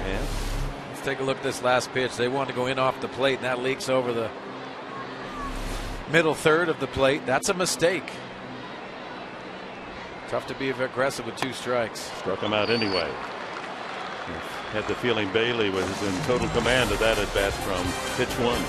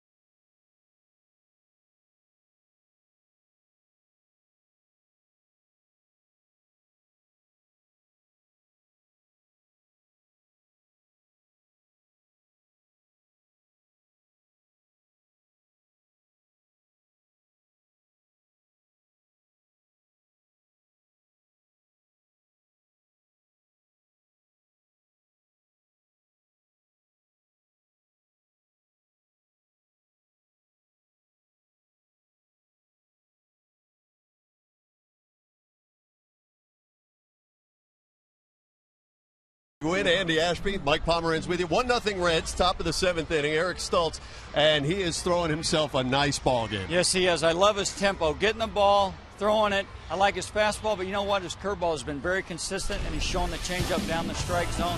He's throwing the ball great. We got another pitcher to him. Got ourselves a situation where the Padres need to fire up the offense a little bit when we see in a post-game show. Hopefully, we've got a lot of offense to talk about in support of Eric Stultz. We'll break down his day, and we're going to go over the big trade. Ian Kennedy acquired from the Diamondbacks. Joe Thatcher, Matt Stites going to Arizona, so we'll break all that down from him. You'll hear again from Josh Burns on the post-game show. And a lot of other trade talk as well, so stay tuned for the Emmy Award-winning Fox Sports San Diego Padre post-game show. 1-1 to Zach Cozart, red shortstop leading off, followed by Corky Miller in the pitcher's spot. Stultz had 2 trouble spots early in the 2nd inning after Phillips homered for the game's only run. A couple of hits with 2 outs, Cozart and Miller, but he got Bailey to end the inning. And then in the 3rd, 3 singles for the Reds, but could not score when Derek Robinson tried to steal 3rd. Rivera threw him out. With Joey Votto up. That was a big play. It could have been a very productive inning for Cincinnati. That's been the story, as Stultz then settling down has allowed only 1 blue pit to Phillips since that 3rd inning. And he, like his counterpart Homer Bailey, has not walked a man.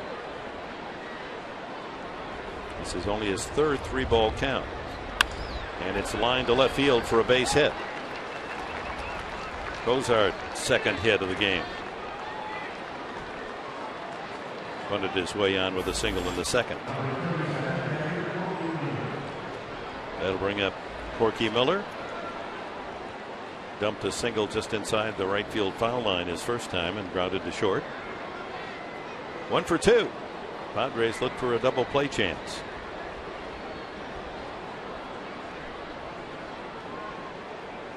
Well, not a bad time for a hit and run right here. Corky Miller served one down the right field line with 2 strikes, but the Reds have to try to create some ways to score some runs. It's been a very difficult thing for them to do on a consistent basis. 6 games, they've scored 6 runs total, counting the one today. Very frustrating for Dusty Baker, this offense. They're expected to score a lot of runs. Foul to the screen.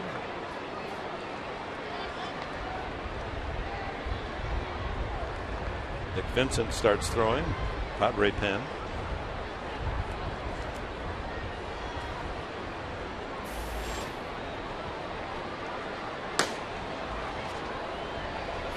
A tough day mentally for that bullpen as well. They lost one of their guys. You know, Luke Gregerson doesn't like that move. Yeah, Luke was the subject of a lot of rumors that the trade today might involve him. But he stays a Padre. So many personal relationships that you have. You go to war with your teammates. It's hard to lose one.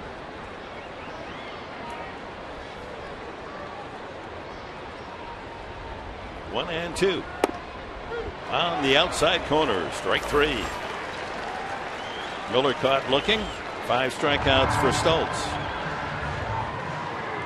Brings up the pitcher, Homer Bailey. And the infield will look for a sacrifice. Yeah, so many times we talk about Eric Stoltz and how great he's been doing the fastball location. That is a perfect pitch's pitch. Almost that cutting action on the outside corner. Freezes Corky Miller. 1 out, Cozart at first. Headley creeps in from third, and Bailey takes ball 1. Now these Reds hitters and the pitchers understand how to lay a sacrifice bunt down, but they'll also slash. You got to be very aware of that in this situation when they have a lead. The Baltimore chop here, huh? Fake the bunt. Try to punch one through the infield drawn in, especially at the corners. Yep, there it is, and he fouls it away.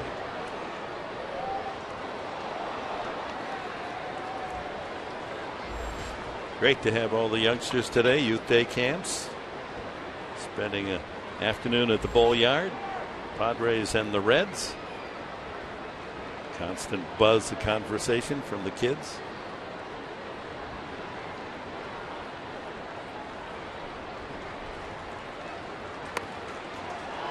Fair ball. Rivera thought about going to second and instead tips the sure out at first to Jerko. Sacrifice 2-4. 2 outs. Cozart into scoring position. That'll bring up leadoff hitter Derek Robinson, who has a bunt single and 3 at bats. And he might be up there trying to atone for what was a base running error with no one out in first and second in the 3rd inning. He elected to attempt to steal third base and was thrown out. And a perfect throw by Rene Rivera. One of those mistakes that you don't want to make when your team's not playing particularly well. There's that tantalizing slow curve at 66 miles an hour. Well, for Eric Stoltz, that's pitch 102. He's got to bear down here. As we can see the pitch speed comparison, 89 on the fastball, low of 63. That big slow breaking ball. That's a right lane pitch. Get over there. You're not going fast enough. Exactly right. Put your hazards on. 1-1 to count. The Reds haven't had many opportunities. They're 0 for 3 runners in scoring position, which means they're 4 for 33 in the last 6 games. Padres have had only 1 chance. 0 for 1.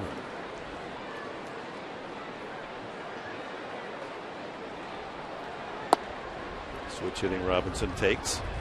2-1.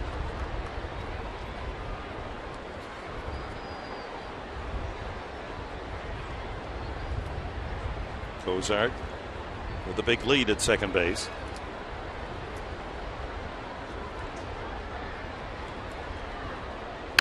Ground ball. High hop and a tough play for Headley, and he's safe at first base.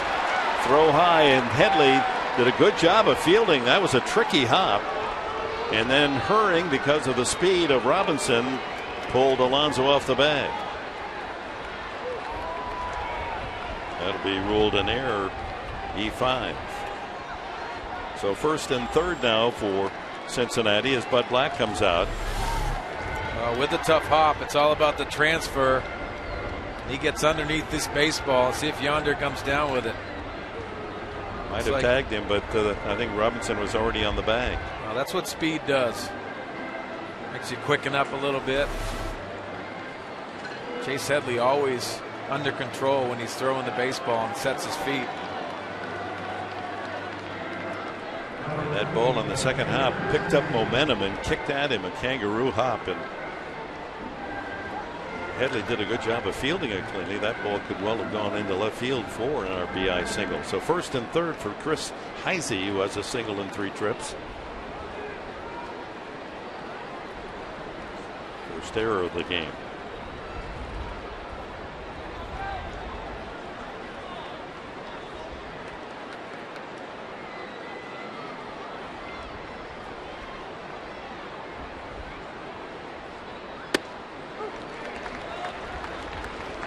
Slips a fastball in the strike zone at 88.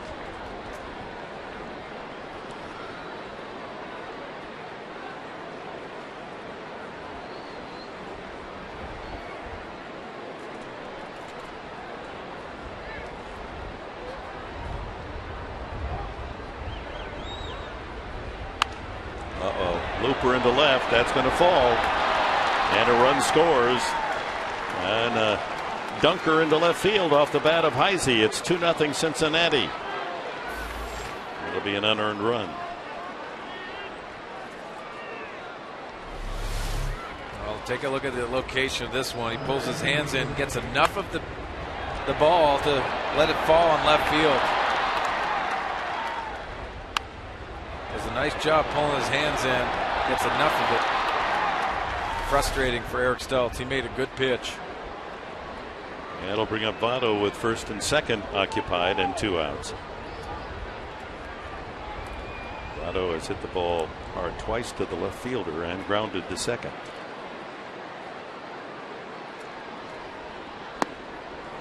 Good pitch. Slider.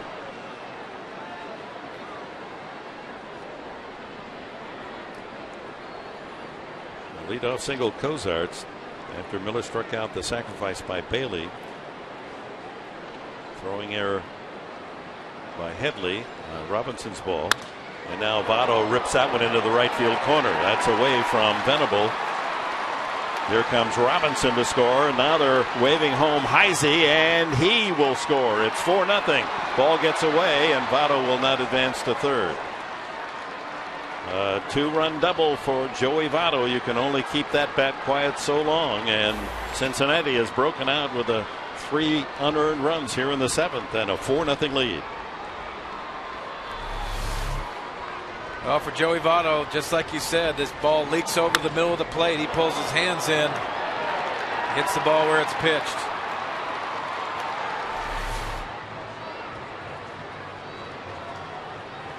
And running all the way from first base, Heisey with 2 outs, able to score right in back of Robinson. So 4-0 Cincinnati as the call to the bullpen and Nick Vincent.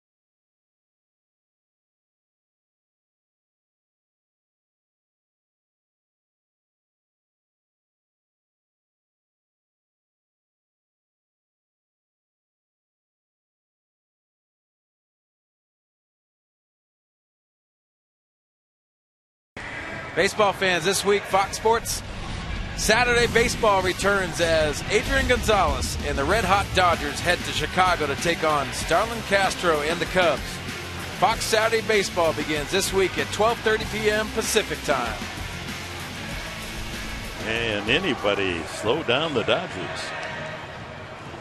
They host the Yankees tonight at Dodger Stadium, having won 27 of their last 33. Think of that. They're 27-6 in their last 33 games.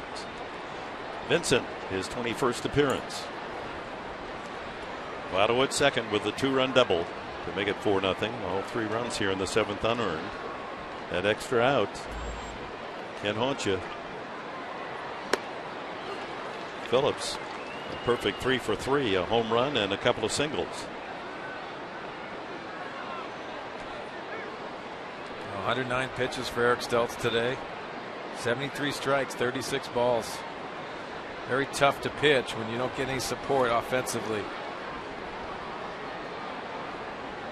Well, after the error by Headley, then that bloop single by Heisey to make it 2-0. Votto finally hit a ball hard for the 2-run double. Stultz should have been out of the inning. Yeah, extra outs will kill you. 2 strikes quickly on Phillips.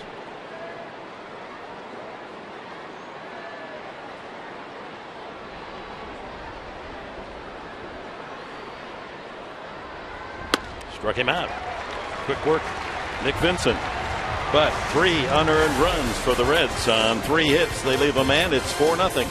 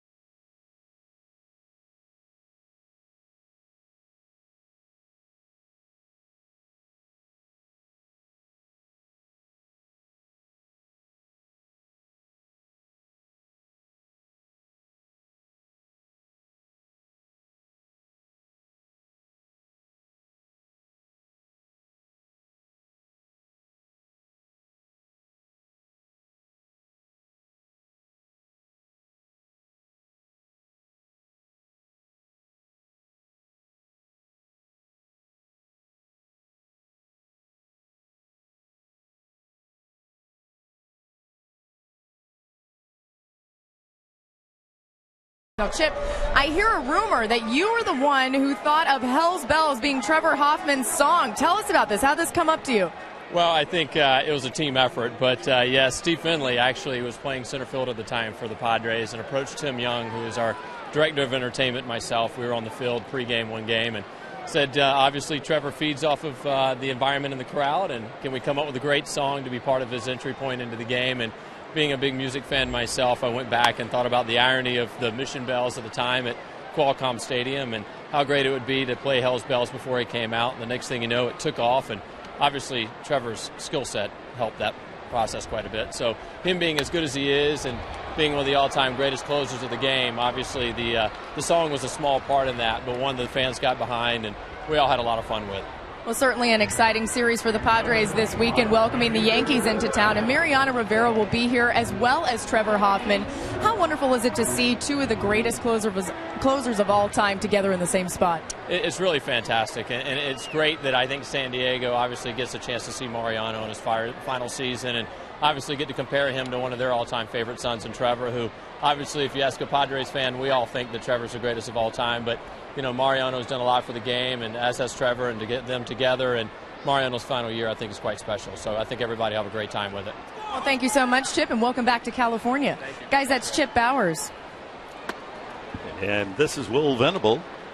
Count 2-0. What was your walk-up song, Mark? I had so many of them. Mike Tompkins in the video room brought some, but I tell you what, going back to Trevor Hoffman, what an unbelievable entry song. And for Mariano Rivera this week, the two ambassadors of the game of baseball, as you can see Trevor's number there, proudly represented in the center field wall. But what a great teammate, a class act, and a tremendous talent. Sliced into the left field corner, a long run for Heisey, and he makes the catch on the run.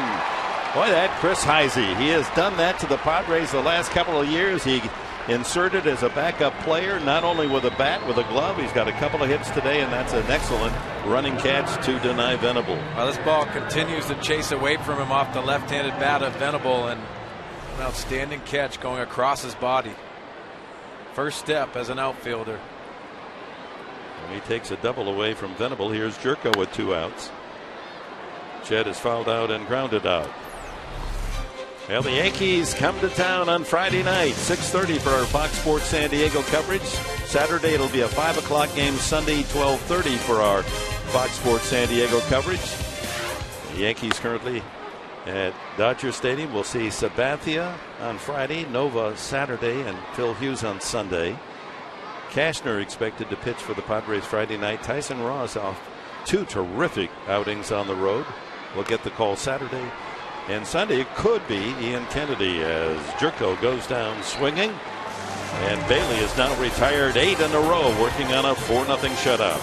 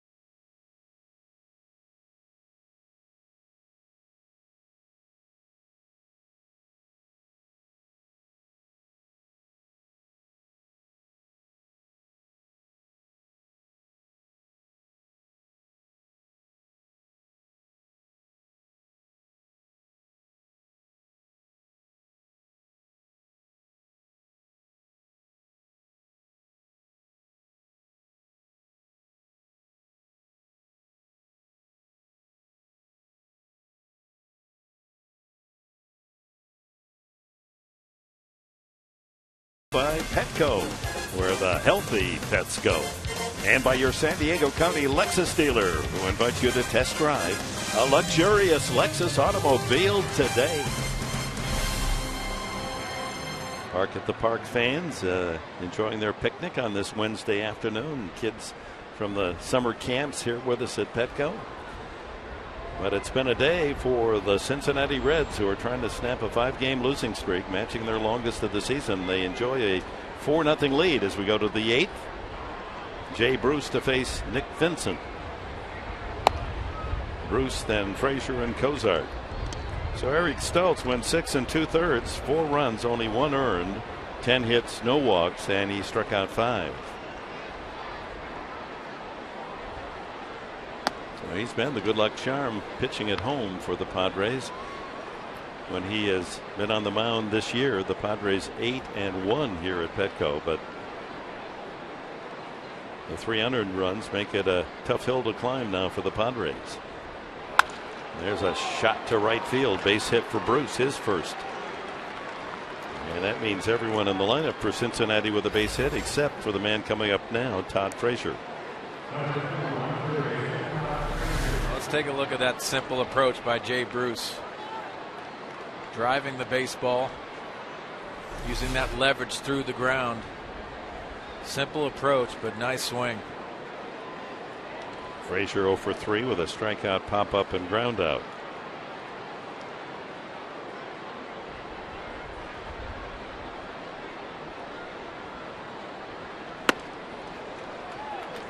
Good slider.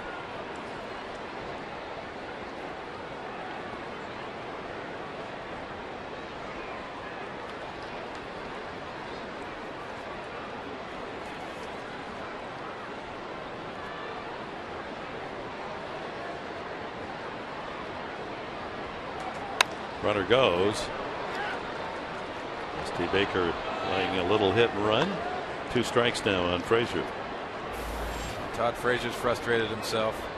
He had a good pitch to go the other way with.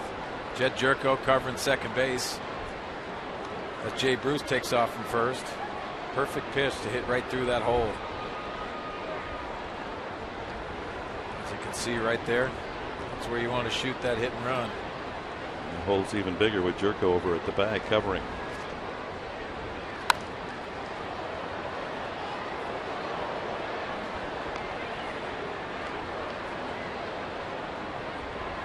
Vincent, Ramona High School and then Palomar Junior College, and that Palomar won 20 games. It's number 2 all time at junior college.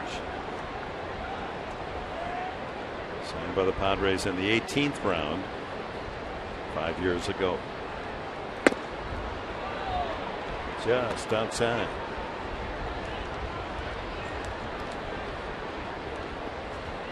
Frazier, a collegiate at Rutgers, a Scarlet Knight.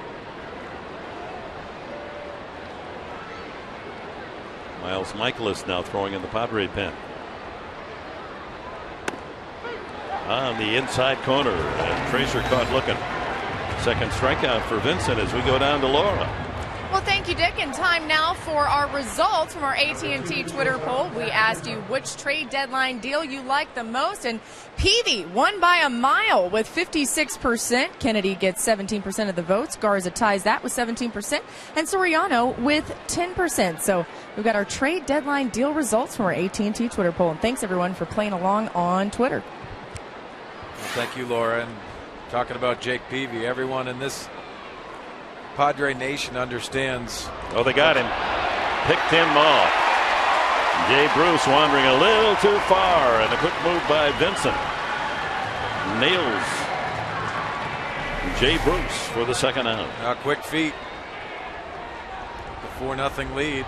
The Reds want to take some chances, try to score some more runs. Nick Vincent has nothing in that. Yonder Alonso with the tag. So 2 outs in the 8th. Bases empty for Zach Cozart. As a bunt single and a line single. Opened up that 7th inning with a base hit, and the Reds went on to score 3 unearned runs.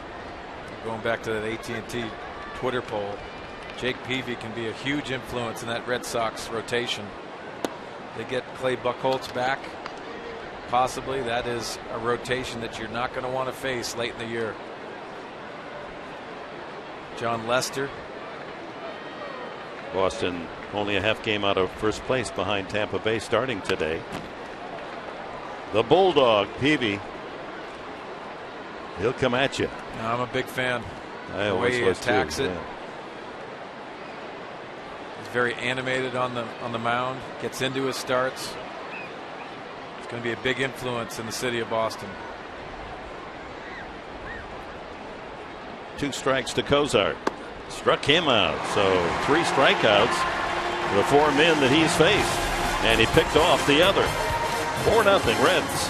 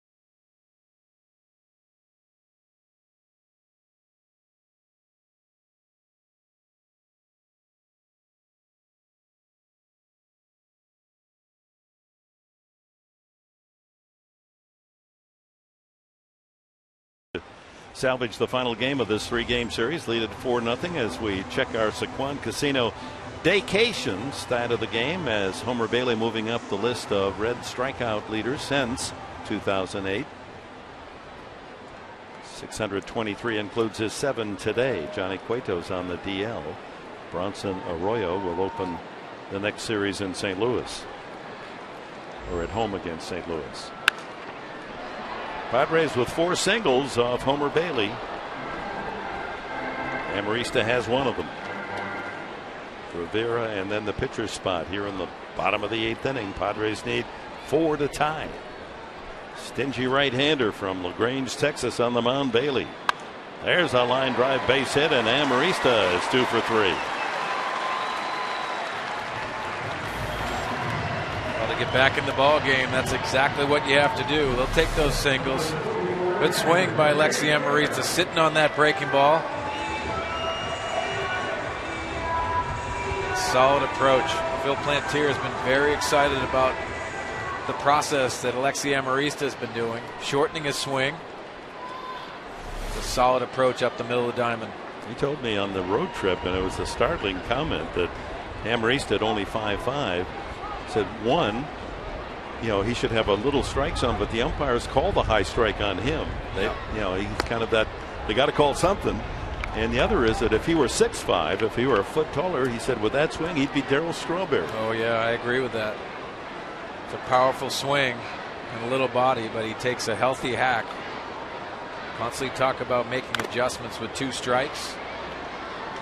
And when you see his normal swing now, he's starting to shorten it. When you shorten your swing, Phil Plantier understands you're not going to take away from any of your power. Sometimes you see so many young guys come up to the big leagues and they overswing. Yonder Alonso is one of those guys.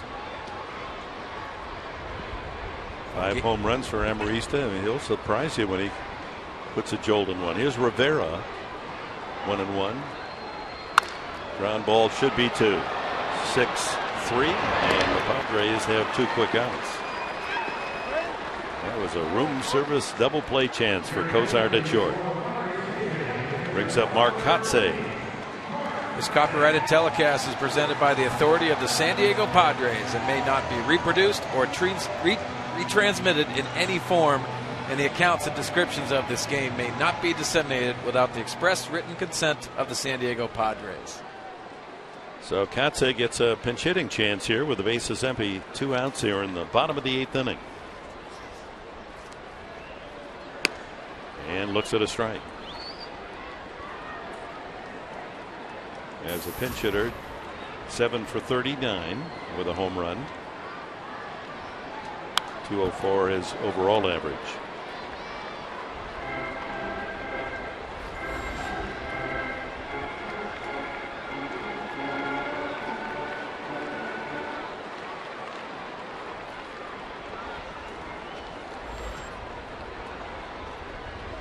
The Cincinnati Reds pitching has been outstanding this series, even though they saw the Padres rally to win the first 2 games. Miles Michaelis again getting loose along with Tim Stauffer, as we'll have a new pitcher in the top of the 9th for the Padres.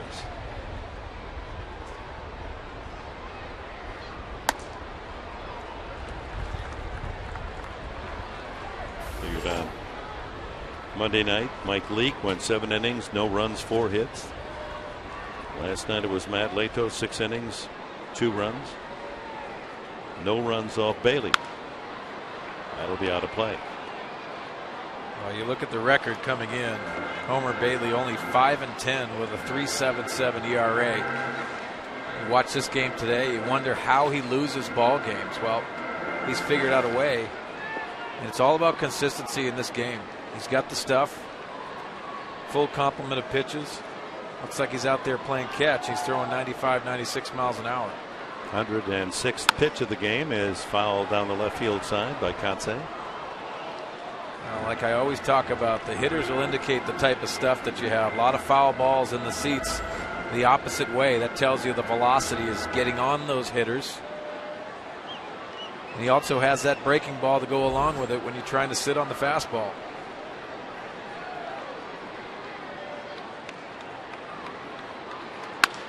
Line to left and caught by Heisey. Well struck by Katze, but to the glove of the left fielder. To the 9th inning. Reds by 4.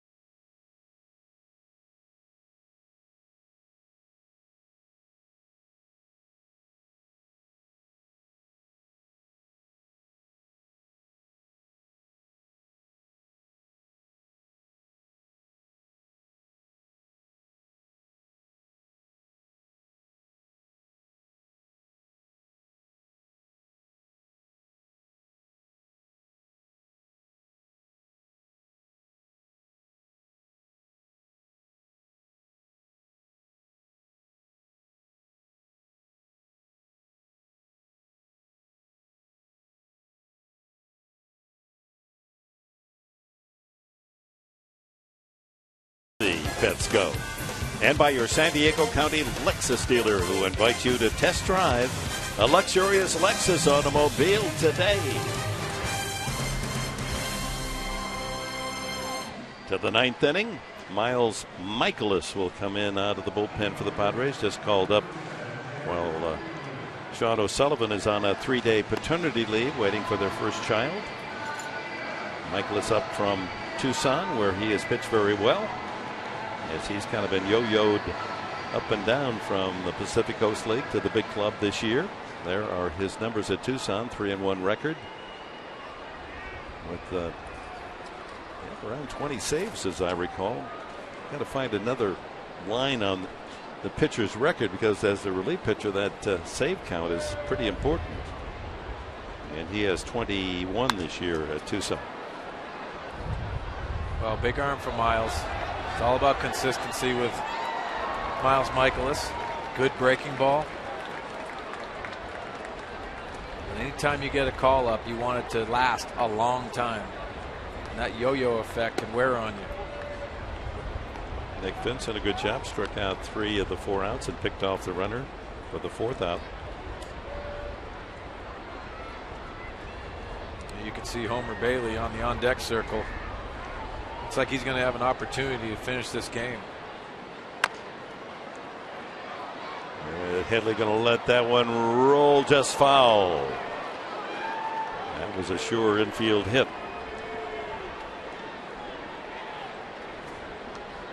37-year-old Corky Miller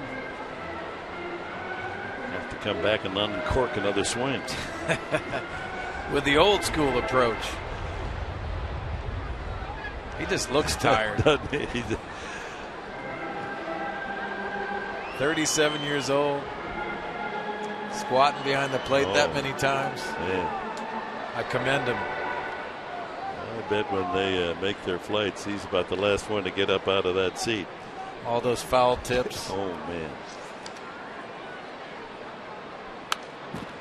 Foul back, and the count remains 2 strikes. Then you got to try to hit a 97-mile-an-hour fastball with 2 strikes.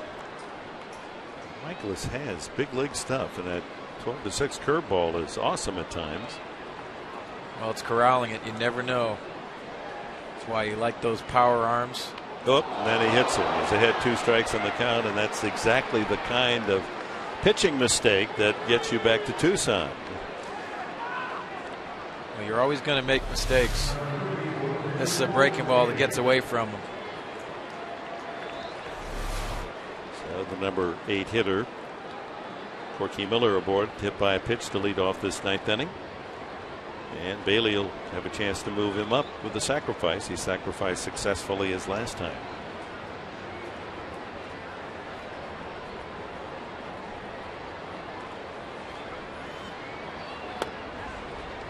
went after it. Strike one. Bailey has the no-hitter, a complete game, and one other this year. You see Glenn Hoffman right there. He's the one that defends, makes the defensive calls out there for the bunt. Way outside, 1-1.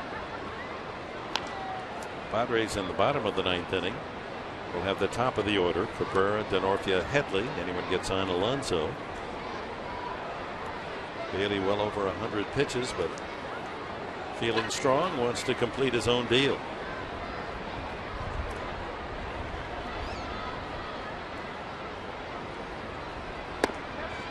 Yes, he did. 1-2. 26,450 at Petco on this Wednesday afternoon. 29,000 last night, and Monday night a solid crowd of over 24,000. And big houses coming up this weekend. Pulls back and takes 2-2. I hope you've made your ticket plans. There are just a scattered few available, but there are seats left for Friday and Sunday. Saturday totally sold out.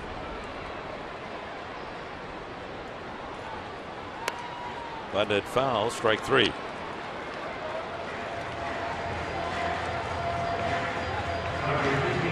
So one out, top of the order, Derek Robinson.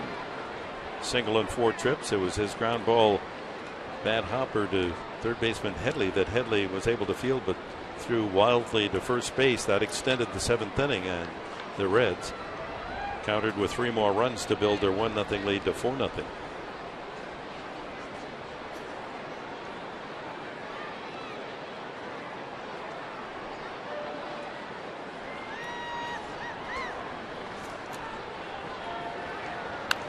By winning the first 2 of this 3-game series, the Padres assured themselves coming into the game that they had the series win, and that made 3 in a row at Milwaukee, then at Arizona, 3-1 at Milwaukee, 2-1 Arizona, and 2-1 now Cincinnati if the Reds do go on and win. First time this year they put together back-to-back series wins, 3 in a row. Good sign as they get ready for the Yankees on Friday night. I agree with you, Dick. They have to be proud of the way they're playing, the way they've come back. You got to win series to get back to where you need to be. All the good teams play 500 or better on the road. Oh, that got away from Rivera, and on the pass ball, Miller moves to second. Well, they're going to call it a wild pitch. It must have hit the dirt. So Miller, who was hit by a pitch with 2 strikes on him, moves up to second on a wild pitch. And Michaelis now will gear up for a 2-1 pitch to Derek Robinson.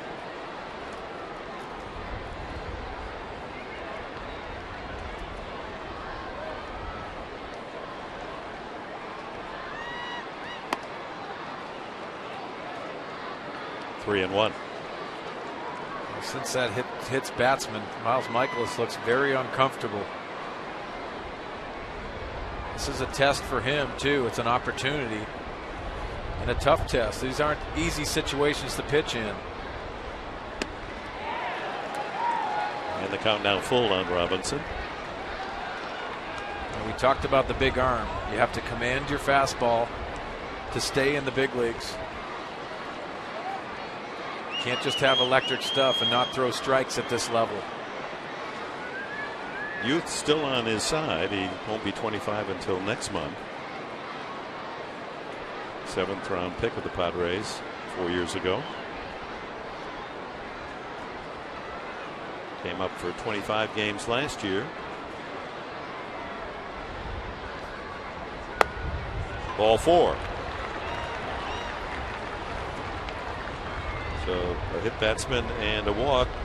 Michaelis with 2 men on. Let's go back to the news earlier before the game. Padres already have a cap on Kennedy. Ian Kennedy, acquired from the Arizona Diamondbacks, a man who won 21 games 2 years ago. And Joe Thatcher, the popular Kokomo Joe, goes to Arizona, along with 23-year-old rookie reliever Matt Stites, who's been outstanding at Fort Wayne and now at San Antonio this year. So a 2-for-1 deal, and Kennedy will join the Padres here for the Yankee series. The Yankees made him a #1 draft pick out of Southern California. Heise is 2 for 4, has knocked in a run and scored a run today. And Michaelis and Rivera were battery mates at Tucson, and Rene trying to give him a little pep talk here. Miller at second, hit by a pitch, and moved to second on a wild pitch, and Robinson at first base with a walk. Well, he has slowed his pace up in between pitches. And that tells me he's thinking a lot about mechanics and stuff other than throwing strikes. 2-0 to Heise with Joey Votto on deck.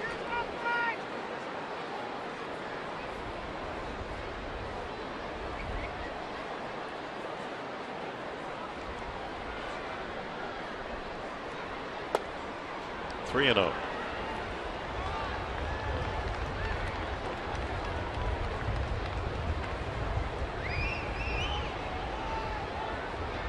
Michaelis undoubtedly can feel the stare of his manager right through his back. It's not a good feeling. Gets the fastball in the zone at 95. You struggle at this level and you understand the expectations of your manager, your coaches, and you want to impress. Sometimes that's very difficult when you're not executing. Fly ball lifted to right. Venable positions himself, so he's moving forward as he makes the catch, but runner Miller no intent on tagging and advancing. 2 away. Well, good job by Miles Michaelis battling back to get that out. As Bud Black comes out of the dugout, asks for the left-hander. Joey Votto doubled his last time, knocked in a couple of runs, and with 2 out here in the top of the 9th. But Black making a pitching change. Colt Hines, who worked a third of an inning last night, will come in to pitch to Votto.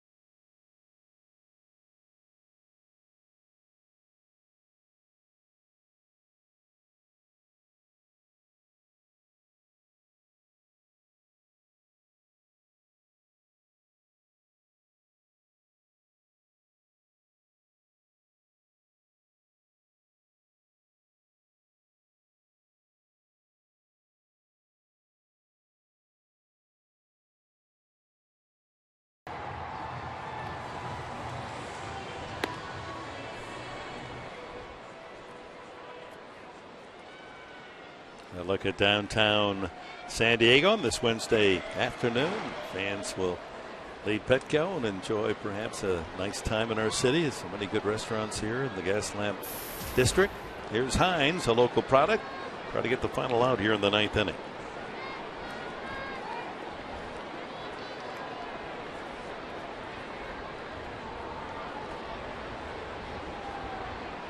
Last night came in the 7th inning and retired the pinch hitter Heise on a fly out. Votto, 2-run double in 4 trips today.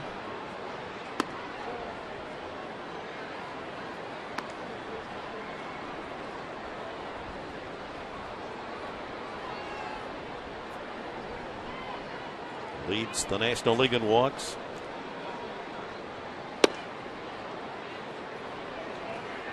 Number 2 in the league in hits. Number 1 in the league in on-base percentage. 5th best batting average. 2nd in run score.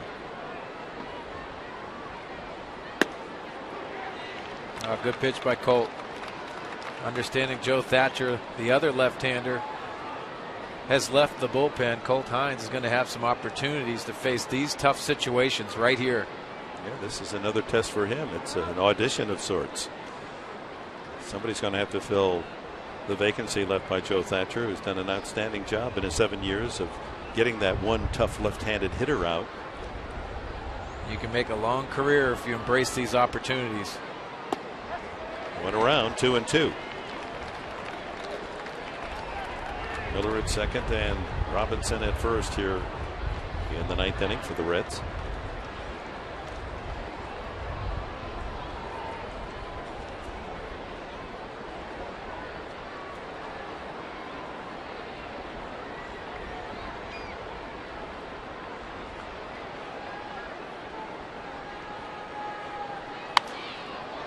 He had a good swing there. I can see from our Fox Tracks by Southland Technology trying a lot of things. That fastball up at number 5 right there. That slider off the plate. You have to vary it for Joey Votto.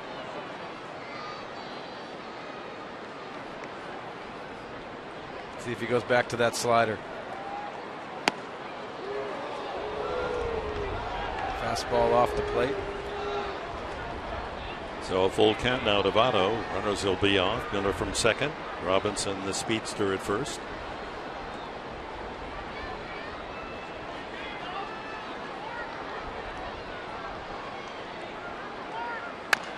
Ground ball foul off the hands of Billy Hatcher there, coaching at first base.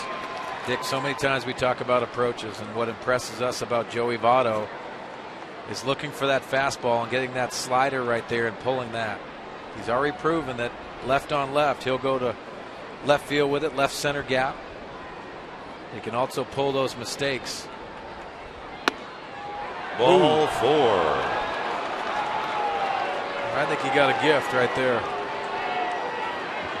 There's the reputation of the hitter and a man who walks more than anyone in the National League getting a call. Yeah, you can see Rene Rivera just pulling it in a little bit. Jerry Davis believes that Joey Votto deserves that pitch. So the base is loaded, all on pitcher's wildness, a hit batsman and a couple of walks. And Brandon Phillips, already 3 for 4 with a home run, steps up.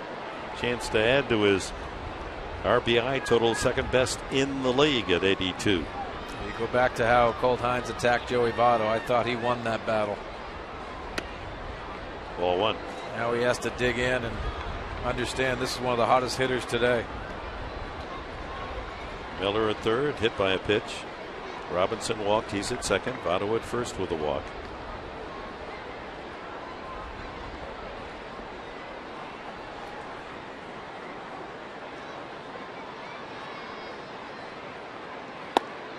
There's a strike at the knees. Brandon Phillips not convinced that was a good pitch. Well, it's all about Rene Rivera.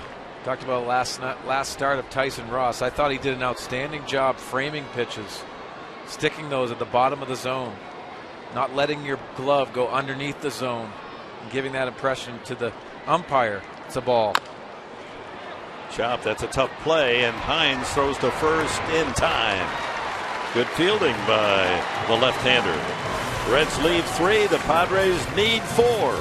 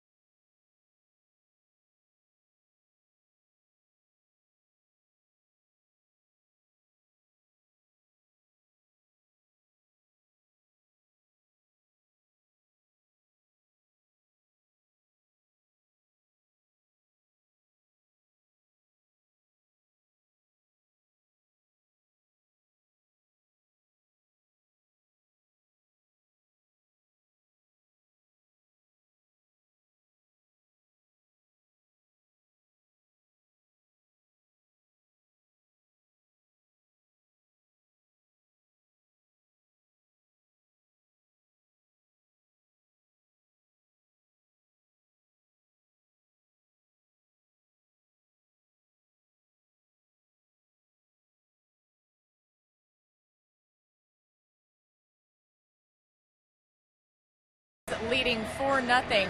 Well, Dave Roberts had a special delivery for Dusty Baker earlier today. Dave Roberts has his own wine, and it's actually called Red Stitch. Of course, has to do with baseball there. He said Dusty heard about the wine and wanted to try it out, so he took him over a bottle. And I've heard it's really good, Dick and Mark. Yeah, might very want to try good. that out. Very good, Laura. We've all had it. It's Pinot Noir. It's Napa Valley. He and some partners. Rich Aurelia. Making a nice wine, and very proud of it, as well they should. Well, Dusty Baker is going to enjoy that bottle of wine. Maybe on the plane going back home. Cabrera leads off. Bottom of the 9th inning. Padres down 4-0.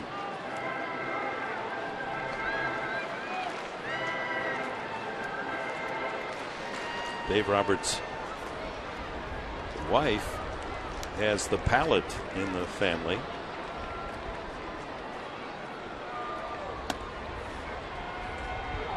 She, in fact, has gone to sommelier school, and that's very difficult, going through the whole process, knowing wines, tasting wines, being able to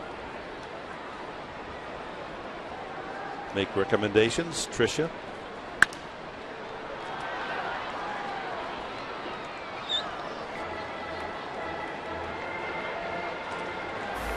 Cabrera 0 for 3 today. Denorfia and Headley to follow. Bullpen for the Reds is busy. Aroldis Chapman and Curtis Parch, left and right hander throwing. 110 pitches now from Homer Bailey.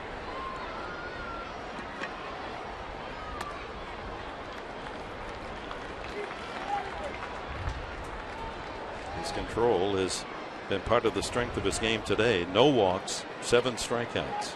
Now, very impressive outing. He's earned this with 2 no-hitters on his resume. He knows how to finish games. He gets stronger as the game goes along. Count stays at 2-2. I think that's the story of the day right there. Even with 2 strikes with Everett Cabrera. The foul balls to the opposite field. 94 on the fastball in the first inning, 96 this inning. Can he get stronger? Yes, he can.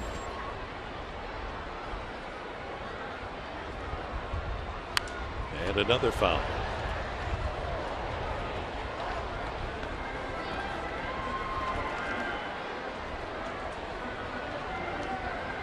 It's a tough time for Everett Cabrera because his name linked to that biogenesis report in Miami, and you know, the unknown, what's going to happen. Yeah, and that weighs on you mentally, I'm sure.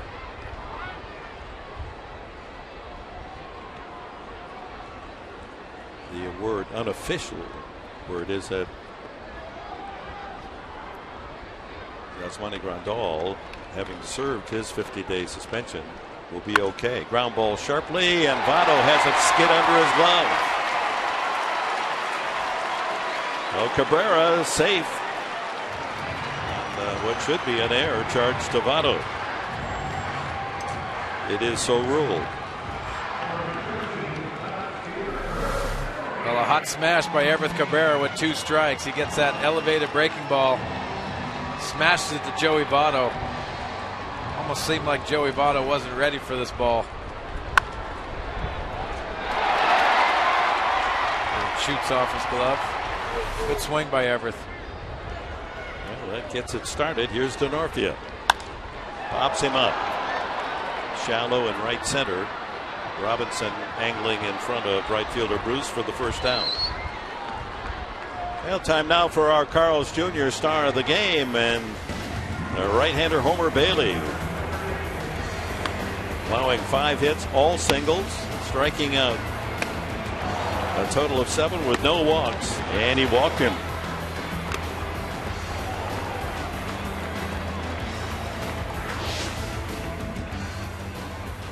With 115 pitches, he still looks like he's playing catch with his catcher Corky Miller.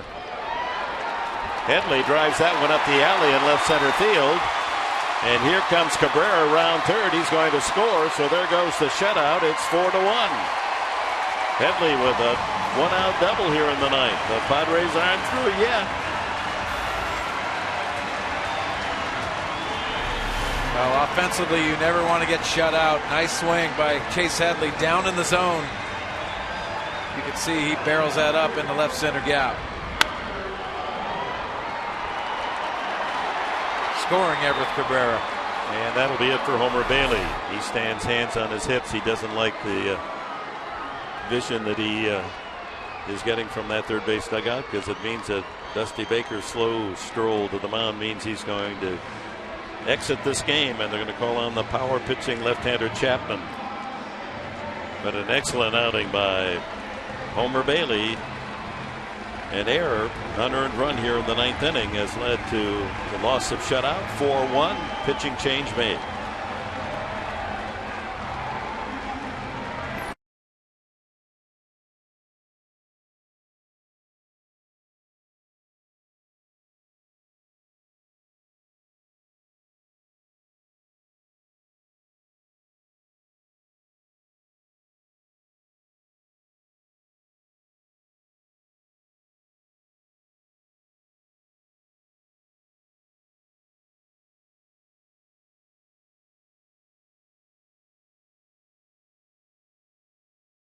He is the pitcher on Sunday, the newest Padre.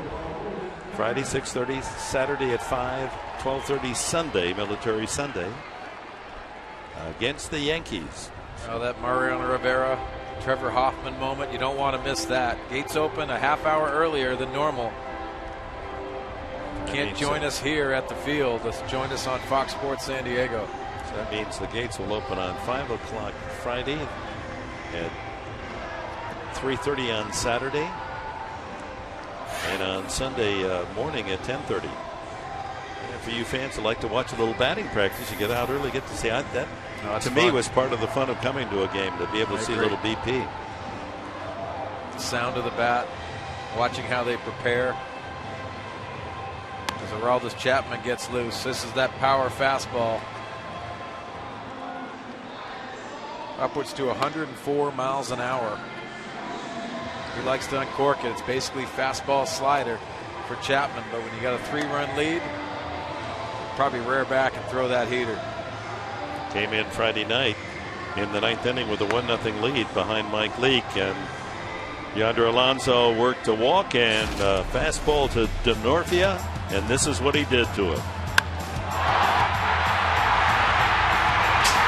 One of the dramatic wins of this season, a walk-off pinch homer Denorfia, and a 2-1 win. Well, he should be still smiling. What a moment in Chris Denorfia's career. And for the San Diego Padres, a huge win. Gave them the ability to win the series the next night. But when you get a fastball like that, you have to stay short. That's exactly what Chris Denorfia did. Short stroke and put it over the center field wall. Yonder Alonso is the hitter for the Padres. A run home on the error charged to Votto at first base on Cabrera's ground ball, and then the double that Headley drove to the wall in left center that brought Cabrera around to score. So Headley at second, 1 out. Alonso's 2 for 3 today. Tying runs in the on deck circle. That's to get me over 98. That's all it is. Boy, that gets up there in a whisper.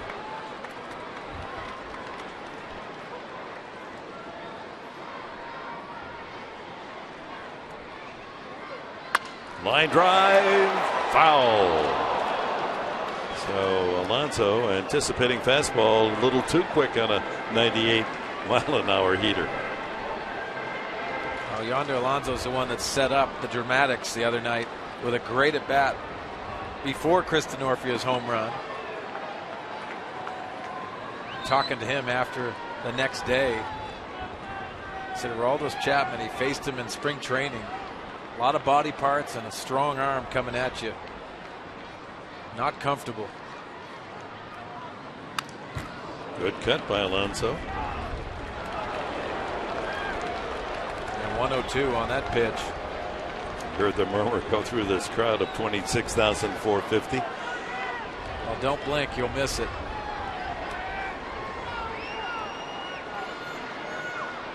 Last 13 games, 404 average. He's getting locked in. excuse me, foul tip. Jesus Guzman in the on-deck circle apparently will hit for Jerko.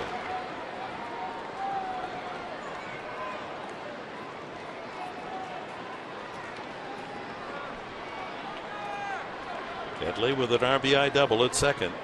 Make it 4-1 here in the ninth.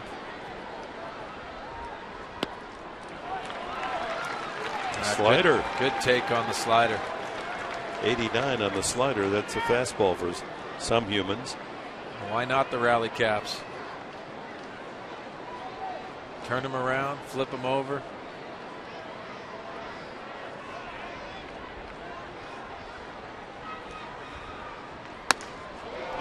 Up high. 101.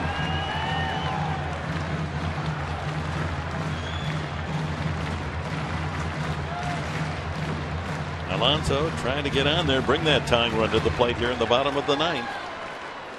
When it gets up to 100 miles an hour, it almost feels like you have to swing when he throws it out of his hands. 3-2. 99. This is low.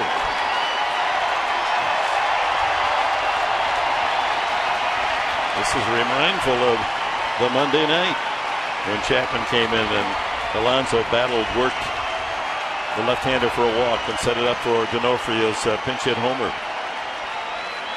Chapman's trying to figure out Yonder Alonso. He looks very comfortable in the box. Now he's got to throw a strike. High fly ball. Robinson in center. Headley will return to second base, and there's 2 out. Good battle by Alonso. He certainly wasn't intimidated by the fastball. 8-pitch at a bat. You can't blame him for getting out of the strike zone. Just that velocity that makes it very difficult. And I know he's frustrated because that was ball 4. But when you have to start your swing before he throws it, makes it a little difficult. Good at bat by Yonder. Guzman will hit for Venable. Pitching coach Brian Price out to talk with the battery.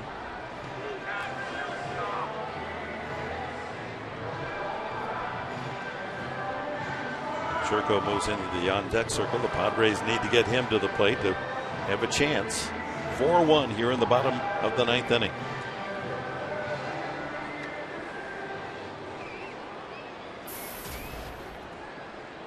Guzman, a fastball hitter.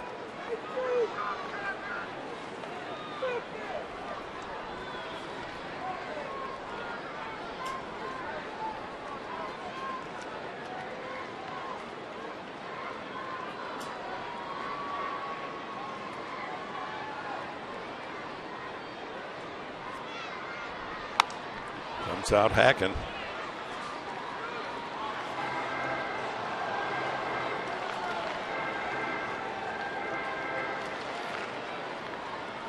Guzman's home runs have all come on the road. Like you said, Dick, he doesn't need a home run here. He needs to battle himself to get on base. Whether it's a single, a walk, anything to give that scenario of trying to tie this ball game up.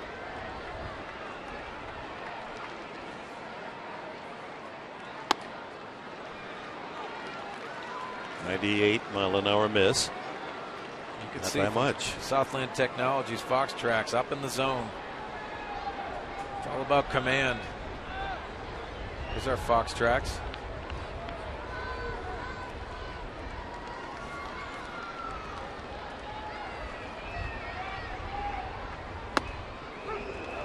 One and two. The Padres down to their final strike here in the ninth inning, with Headley still out at second with the RBI double. How big those 3 unearned runs back in the 7th inning. Difference in the game. 4-1 Cincinnati. And he struck him out, went to the slider, and the ball game is over. Chapman saves the win for the Reds as they manage the final game of this 3-game series. It's the Reds 4, the Padres 1. Let's go to Mike Pomerantz. Guys, when we see you in a post-game show, we're going to break down the big Ian Kennedy trade. You're going to hear from Buddy Black as he reacts to the departure of Joe Thatcher, and Josh Burns talks about the mechanics behind the deal.